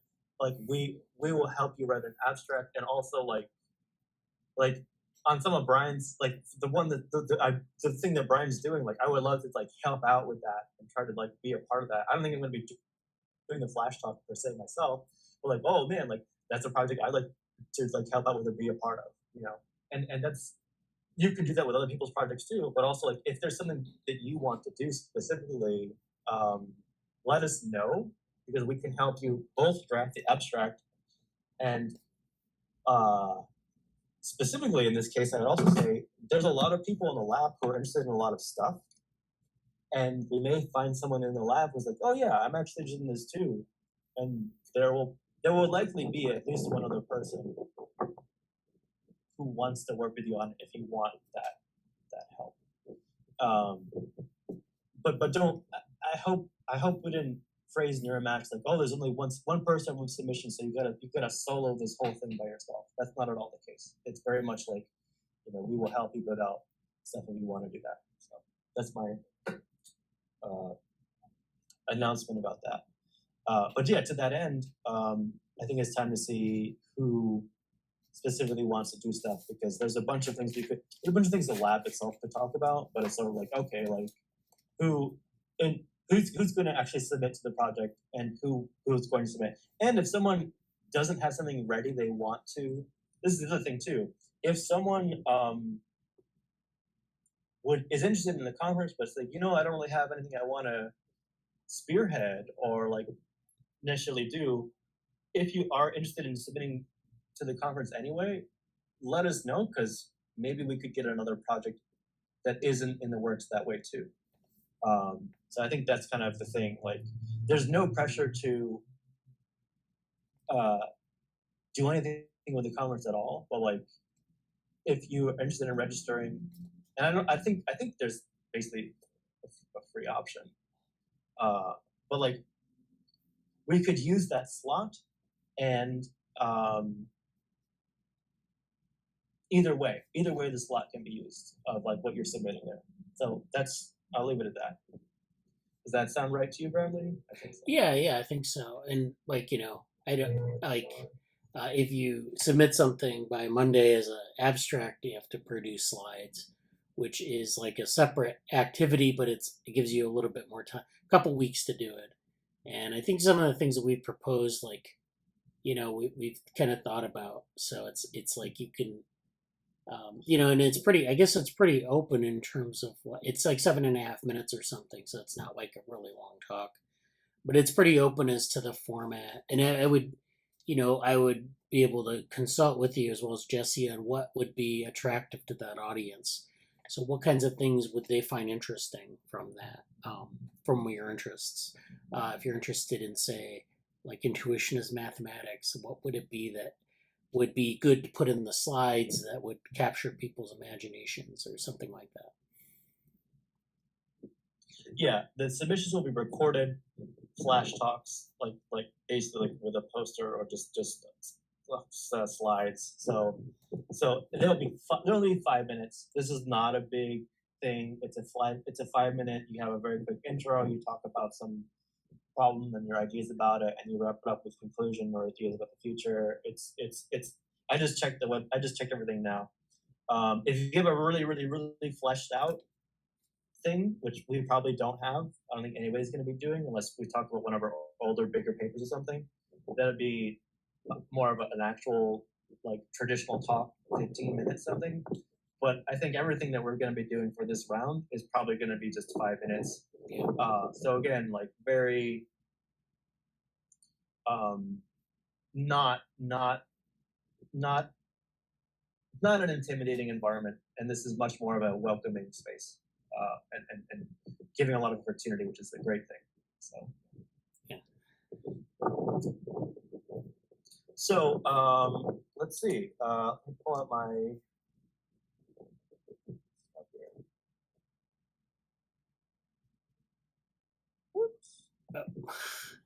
What do you? I don't know if I should start with you or end with you, Bradley. But like, what were you thinking about submitting for this? Well, yeah. So we have some things that we could submit from some of the work going on in the group. Like, so I have some. What I did was that's not the right one. That was the one that Brian sent, and I put the comments in. So I hope that if you want to look that over. But I put together like 3 different abstracts, and I can't decide which one is probably best. Or maybe if Jesse, if you want to submit one and I can submit one, that would be good too. So this is this is in the Slack channel in the I think it's in the Neuromatch channel. So if you go to that link. So this is one that's kind of like the developmental AI stuff. And I figured out that like we did one in Neuromatch 3 on developmental AI. And this was the Neuromatch 3 talk on approaching artificial intelligence as an embodied developmental process. And in this talk, kind of like it was sort of like a smorgasbord of different things, like, Brainbird vehicles and training, and then some of the activation matrices that you might use for the neural network, critical periods mentioned, some things. This is from actually from Openworm, but it's like looking at how a connectome emerges over development. And then, some things that, so there was like a mix of things, Gibsonian information and other things. And so this was actually pretty much a broad survey. So I didn't really want to do that this time. This time I want to go to, this was something I put together, morphogenesis as a route to embodied developmental neurosimulation. So we're working on this idea of embodied developmental neurosimulation. We have the Alewife paper. There's no preprint for this abstract, but this kind of walks through some of the things that have been kind of, developing in this area. So, kind of talking about embodiment, about connectomes, about connectionist networks, and the like. So that doesn't have a preprint, but that's something that we could do for like the developmental AI focus. Kind of updating on this talk, but being a little bit more focused and intentional about it.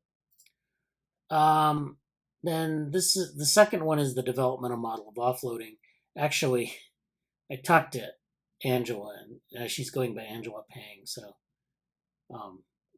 but that's fine. Yeah. But yeah. All right. So, developmental model of offloading, which is actually this is something we do have a preprint for. So this is the SciArchive preprint that I talked about last meeting. But this is kind of like, this has been done over a number of different workshops and conferences. So the slides are there. We'd have to shrink them down a little bit. But this is work that's been ongoing, and this is actually pretty focused work. So it's just a matter of submitting the abstract and then making the slide deck that we have a little bit shorter. We have like a couple of alternate slide decks, but just shortening it up. And that would be very easy. This one is layers, folds, and semi-neuronal information processing. This is a thing that's going to be presented at the BICA conference. And then there's a preprint available on the archive. And it's just a matter here of putting the slides together, which need to happen anyways over the same time period. So this is where we have the slide. We just need to put some slides together on this.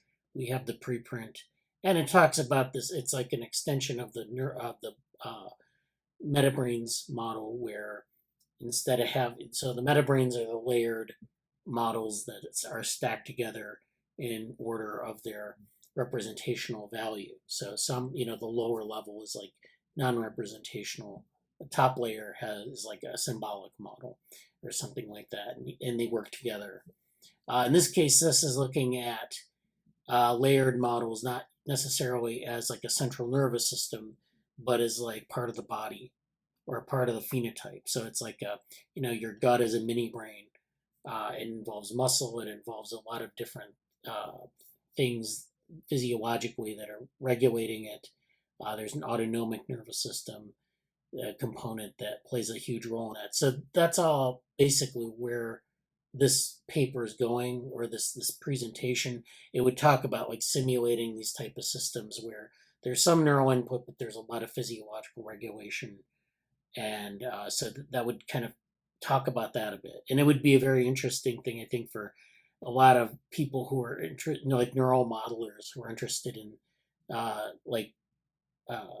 neural networks and things like that.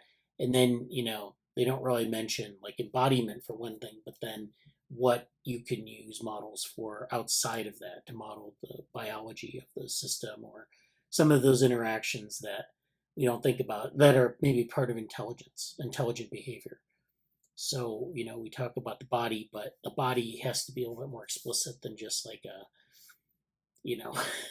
box or something we draw around the brain. So, yeah, I mean, those are the options that I have, those three. Daniela voted for the third one.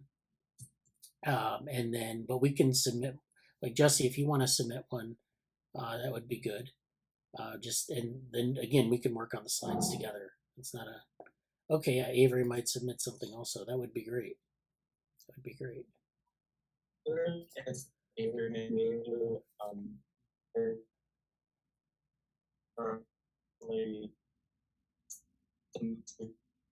about it because I don't really want to do some specific stuff right now. But that may be an option for us just as a submission, you know, like as a way for us to do. If we need a slot to submit something, that might be a way to do it. Okay. Yeah. Yeah. Yeah. Yeah, I could do one of those three if need be. I may try to do something with the methodology approach, but Okay. I'm not sure. It may depend on what other people want to do. Okay. Yeah. Yeah. I mean, so does anyone else have anything to say about it, or they want to say anything? Well, I mean, I guess I'm wondering if it's worth it to try to. I mean, I guess we only have 2 days, so it's Yeah. kind of too late to kind of have some kind of group meeting of any kind and discuss things in detail. So, I mean, Jetsy, if there's something you want to do, rather just like at this point, I think we kind of know who's going to do what. So, if you want to do something, you should just be like, "Yep, that's what we're going to do." Thanks so much for the feedback on my abstract, Bradley. I'm starting to go through it. It's super helpful, so thank you. Yeah. Yeah. Again, expand it the abstract a little bit, but it's great. Yeah. So we'll just submit. Is that? Go ahead. Is that what you put in Cognition Futures, or is that the blog? So I don't want to make. Sure. No, it's fine. So the abstract for Neuromatch, let's see, I'll just stick it in the term, is Google Doc right here. Yeah. And what I just dropped in Cognition Futures is kind of the blog post that kind of is driving that Flash Talk proposal. Yeah, and mostly I'm just hoping that if what I'm the way that I'm going about this isn't very rigorous right now. Yeah. Just kind of, oh well, this is interesting, and so please feel free to tell me if that's just this isn't rigorous enough. Like it's not a paper. What are you doing? Well, I think like if you do an abstract, usually you say like this is where I'm going to go with the talk. Like just kind of envision where you want to go with it, and say this is where it's going to start. Then I'll talk about this. Then conclude with this. So everything you have there is good. It just needs to be structured a little bit, more detail, but it can't be that much detail because it's 300 words. So you just go through and you just say, I want to do this, this, and this. And then it may deviate somewhat from that because, once you get into making the slides. But yeah, I would say definitely that can be done. Like I said, it's not, you don't want to be too open-ended about it. You want to maybe say, I can provide maybe 1 or 2 examples of this. And so that, like, I know one of the things was like the mathematics part, kind of walking through like how people have approached it. So it might be like, here's an example from this person, or this is an example how it's useful for looking at collective behavior or something. I know that's kind of what you're focused on. So I mean, those are things that just basically saying this is where, because you have like a finite amount of time, like 7 minutes, so it's really going to have to be like a couple pieces of information. Yeah. And so. Great. Yeah. Yeah. One other thing about submitting to Neuromatch, typically they'll ask you for your co-authors as well. And I think pretty much everybody in the lab at this point is either UAlbany affiliated and the lab or just the lab. So if you're saying, like, they might ask you, like, sometimes, I don't know how, I haven't done it this time, but like it was just like a long, like a string, just a long box where you just put in like, oh, it's like, and my co-authors are like Alicea at Orthogonal Lab.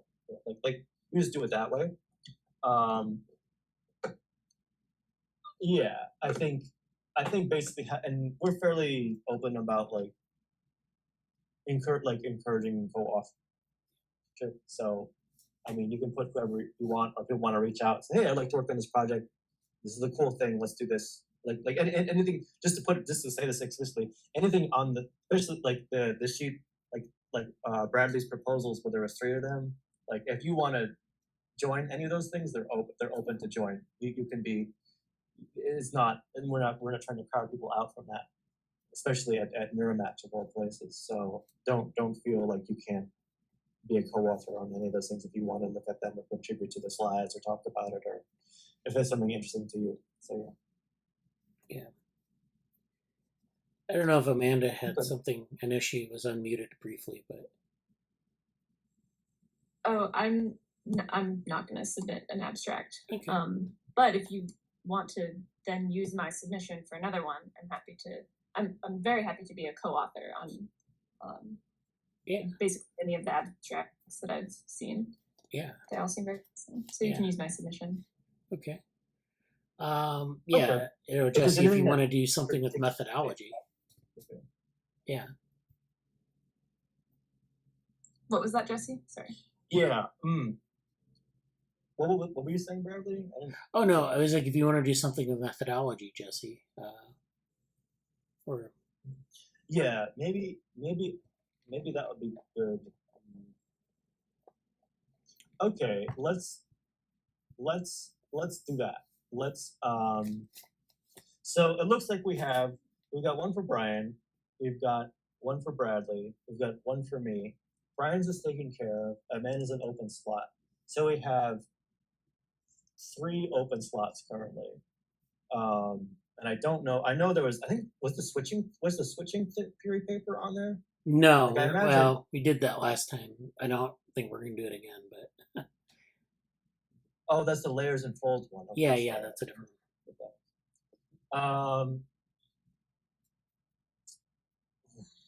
They're all good.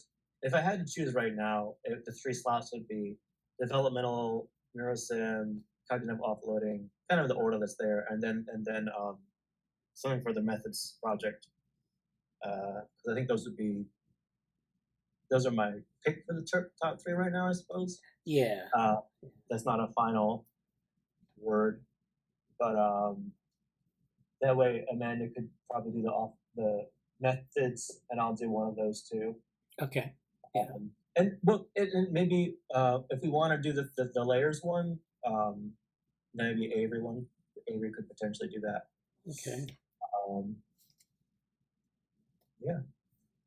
And I'll check, because I know like Rashab and Ankit had mentioned stuff that they might want to submit to it, or in general, I'll maybe nudge them briefly. I know Rashab was like, "Oh, I want to do this stuff," and I'm not sure where they are right now.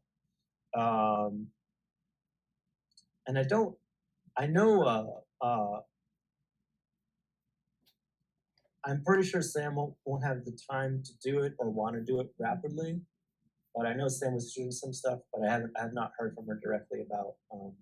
Sam is one of our actually interns from the original intern project, so that's pretty cool. In effect, if this is sort of a tangent, but like it wouldn't really be anything. Well, we can talk about this later, but like in effect, if Brianna wants to sort of like be part of the quote unquote intern program, that probably would be an easy. It wouldn't be any different than like coming to the meetings or working with Brian's stuff, because that's already happening. So I mean, we could talk about that later, but I just realized like, oh, like, that could be a thing. But... Yeah, absolutely. Okay, well, I'll follow up with that after the meeting. Okay. But yeah, that's cool. And you could, yeah. All right, great. So, but for Neuromatch, I think that's Brian's stuff, and then 3 slots, which will probably be what I said. I think it's kind of a good battle plan for now. Any other thoughts about that, Bradley, or other folks? That sounds good to me. Yeah. Okay, let's have that be set the table that way and go from there. All right.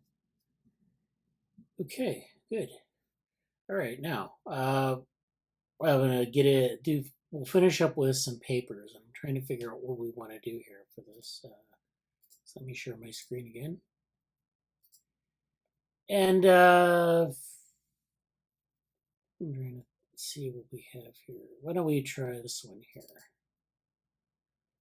Okay, so this is an interesting paper. This is simulation intelligence. This is from the archive. This is towards a new generation of scientific methods. So every week we kind of go through different papers and try to get something that is about 20 minutes, to kind of think about what people are doing. So this is a really interesting group of people here. This is Alexander Lavin, is the first author, Institute for Simulation Intelligence. I don't know where anything about that institution, but there are a lot of different affiliations and people here. David Krakauer from Santa Fe, Hector Zanil from Alan Turing Institute. So there are a lot of interesting, Manuela Veloso from JPM AI Research. So a lot of robotics people, complexity theory, and so forth. The abstract here is, so what are 7 motifs? So the abstract reads, the original 7 motifs set forth a roadmap of essential methods for the field of scientific computing, where a motif is an algorithmic method that captures a pattern of computation and data movement. So that's what a motif is. And so we present the 9 motifs of simulation intelligence, a roadmap for the development and integration of the essential algorithms necessary for a merger of scientific computing, scientific simulation, and artificial intelligence. So this is very broad.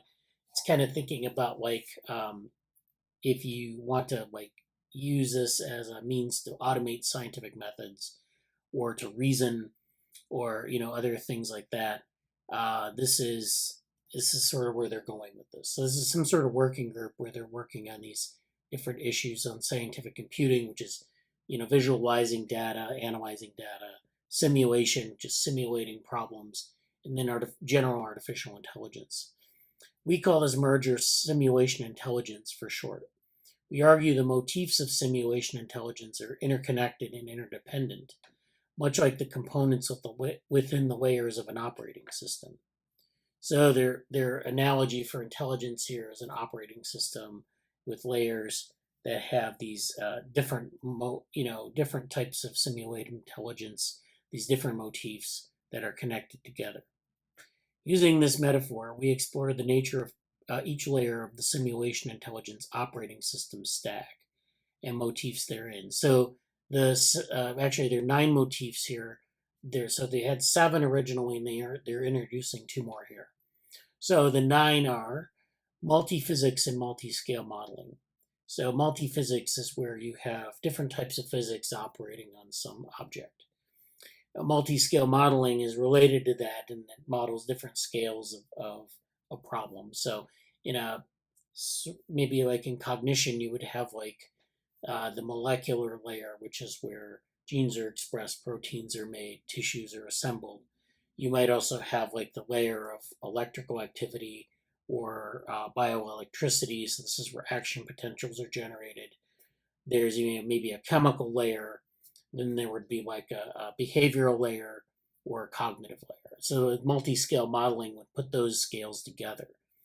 A lot of times physics problems use a lot of multiphysics and multi-scale modeling techniques. It's not well used in cognitive science, but that's probably changing. In neuroscience as well, but that could be changing. The second is surrogate modeling and emulation. The third is simulation-based inference. So this is where you simulate something and you're inferring its behavior from the simulations. Causal modeling and inference. So this is generating models of causality, figuring out what comes first, what causes what. We've talked about how fraught with problems that can be, trying to get a good causal model, because a lot of things co-occur, but they're not causal. So we have to have a good model for that. 5 is agent-based modeling. So this is, of course, we've talked about this, where you have agents in an environment and you model problems like collective intelligence using a bunch of computational agents. Probabilistic programming, which we talked about earlier, which is where you're using a probabilistic model to program instead of a deterministic model. Differentiable programming, where you're using differential relations. Open-ended optimization, which is where the problem that you're trying to solve isn't defined. In advance, you kind of explore space and the objectives change, and that's how you're trying to optimize. So a lot of evolutionary programming techniques are open-ended. And then finally, machine programming. So this is 9 things here related to robotics, related to scientific discovery, related to different types of simulation. So, was that?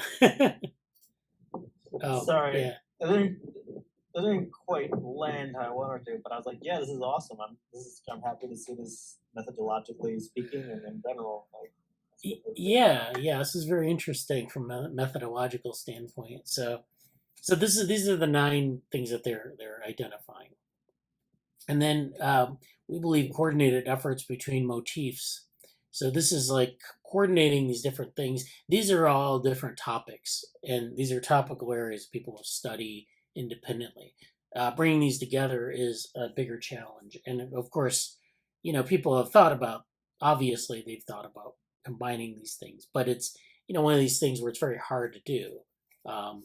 So getting these all into one environment would be very nice to have. So this would be a way to accelerate scientific discovery, from solving inverse problems in synthetic biology and climate science to directing nuclear energy experiments and predicting emergent behavior in socioeconomic settings. So they just talk about these different things in the stack, and then they kind of go into the details. So this paper is really laying out a vision for this. Talking about how each of these things are interrelated. So we have so the modules, they organize it like this. You have the modules, which are multi-scale and multi-physics and multi-scale modeling, surrogate modeling and emulation, simulation-based inference, causal reasoning, agent-based modeling. Those are the modules. Then the engine, which is distinct from that, is how you drive this. And so you have probabilistic programming and differentiable programming. And then the frontier, which is this third part, is machine programming and open-ended optimization. So this is really kind of maybe things that haven't really been as developed as these. And then you have these simulation intelligence themes. So what are you trying to what kinds of problems are you trying to tackle? And so you have your inverse problems. You have uncertainty reasoning. So how do you reason in an environment where there's high degrees of uncertainty? We've talked about developmental methods where you have an agent that has to kind of learn things on the fly, and they don't really know very much about their world in terms of priors, but they can put things together nonetheless. And we've talked about some of the methods for that. That does fall into this category of uncertainty reasoning, and it's one reason why people focus on these developmental methods. Then, of course, there are integrations, so integrating things together, and then human-machine teaming, which I think is interesting because, we've talked, I think, about human-assisted AI and human-machine interaction, but definitely like when you have human reasoning and you have machine reasoning, those things don't have to be in a rivalry. They can work together. You can have humans and machines working together on different problems. And if you're familiar with the area of hybrid chess, which is where once Garry Kasparov got beaten by Deep Blue back in the 90s, the chess masters, the people who did competitive chess said, well, maybe this isn't such a big problem because, something like Deep Blue can beat a human. We could also use machines to sort of optimize our approach to playing chess. So the machine can think, about all the different possibilities, all the different moves very quickly. A human can do that too, but maybe not as well as a machine. But the human can also be creative. And so that's where the machine can't really do that. The machine can maybe defeat you by brute force, but the human can defeat the machine through creativity. But combining those two things is actually something that, and if you want to look up hybrid chess, that's a very good area to think about because people have been doing this for like about 20 years now. So they've been coming up with different ways and techniques to do this, and they've generated some really interesting hybrid approaches to working together with humans and machines. So this is an area that I think is really fruitful thinking about because there are different types of reasoning. You have human reasoning, which we sort of understand, and machine reasoning, which we can create. And maybe we don't even understand that, but to sort of not say, we're going to replicate and supplant humans, but we're going to play off of what humans do best, is maybe a lot more tractable problem.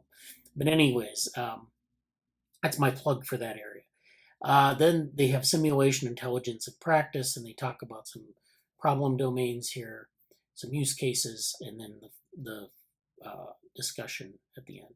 So this is a nice paper, lays out a lot of the problem domain. It lays out some of this operating system, the stack. So you have users who are using this stack. You have some of these workflows. So you have continual learning, which we talked about last week. You have open-ended optimization, causal inference and discovery, simulation, active science, human-machine inference, this area, uncertainty reasoning, and the like. And then you have these simulation intelligence modules. These are the formal modules I mentioned, along with things like working memory. They just have this thing open-endedness. I know it's hard to see it on its side, but and then simulation-based inference. And then you have these engines, which are ways to achieve this. And you have these two different types of programming. And then you have the hardware layers. So running this on hardware, you can run this on a high-performance computer. You can use like a GPU or a CPU. You can use machine programming. And that also, the user's interface with the hardware layers, as well as this simulation intelligence layer and these workflows, which unfold this simulation intelligence operating system. So they've really kind of have a computational sort of approach to this, hardcore. So that's, and then they kind of go through some of these problems that you might want to solve, like predicting the flows of different liquids or odors or things like that. This is a fluid dynamics problem where they've been able to, and these are notoriously hard to solve using we have lots of computational power now, and it's still hard to solve these problems because they're very hard problems to solve. So, you need to have a lot of computational effort put behind this. Now, that being said, you can make these problems a lot easier by optimizing the computational power that you have. So if you have a lot of GPUs, for example, thrown at this problem, you might be able to get a good approximation of an answer as to if you want to look at a certain type of fluid dynamics flow.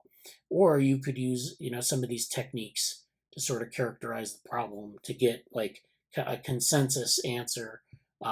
Because a lot of hard computational problems, you can't solve them directly. You need to get a good approximation for them.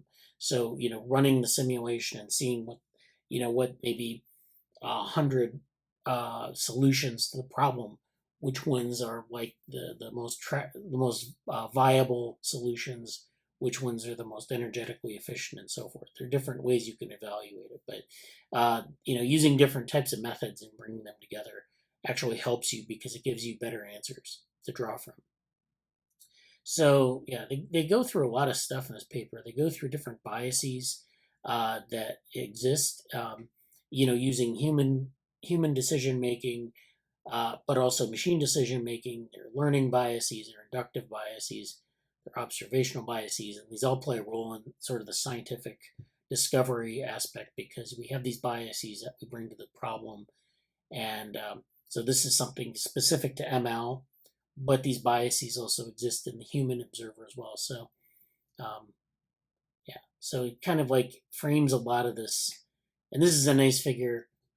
This is where you have processes operating at different length scales. So these are the size of the things that you're simulating.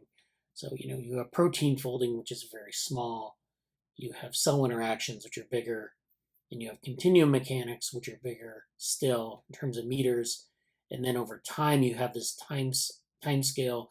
So protein folding is both very small and very short in time. You have, cell interactions, which have a longer time scale. And then these continuum mechanics, which have a still longer time scale in seconds. And, this is interesting because computing power usually goes from this corner upward. So protein folding is pretty hard for supercomputers. And I know they've done a lot of work with AI and things like that now to do this, but it's still a hard problem. And, this is just, think about this problem. This is really something that is maybe not even easily solved on the largest supercomputers, and we're down in this quadrant here, in this part of the graph. So imagine like protein folding is really hard for modern computers. A lot of these problems are even harder. So you have something that's very short in time, something that's very small, and it's hard to simulate good answers for them. I think protein folding actually is, we can do that to a good extent now. But that's probably where a line is drawn, somewhere between protein folding and cell biomechanics, where we can get good, solid answers. And so this is something to think about when we think about like simulating things.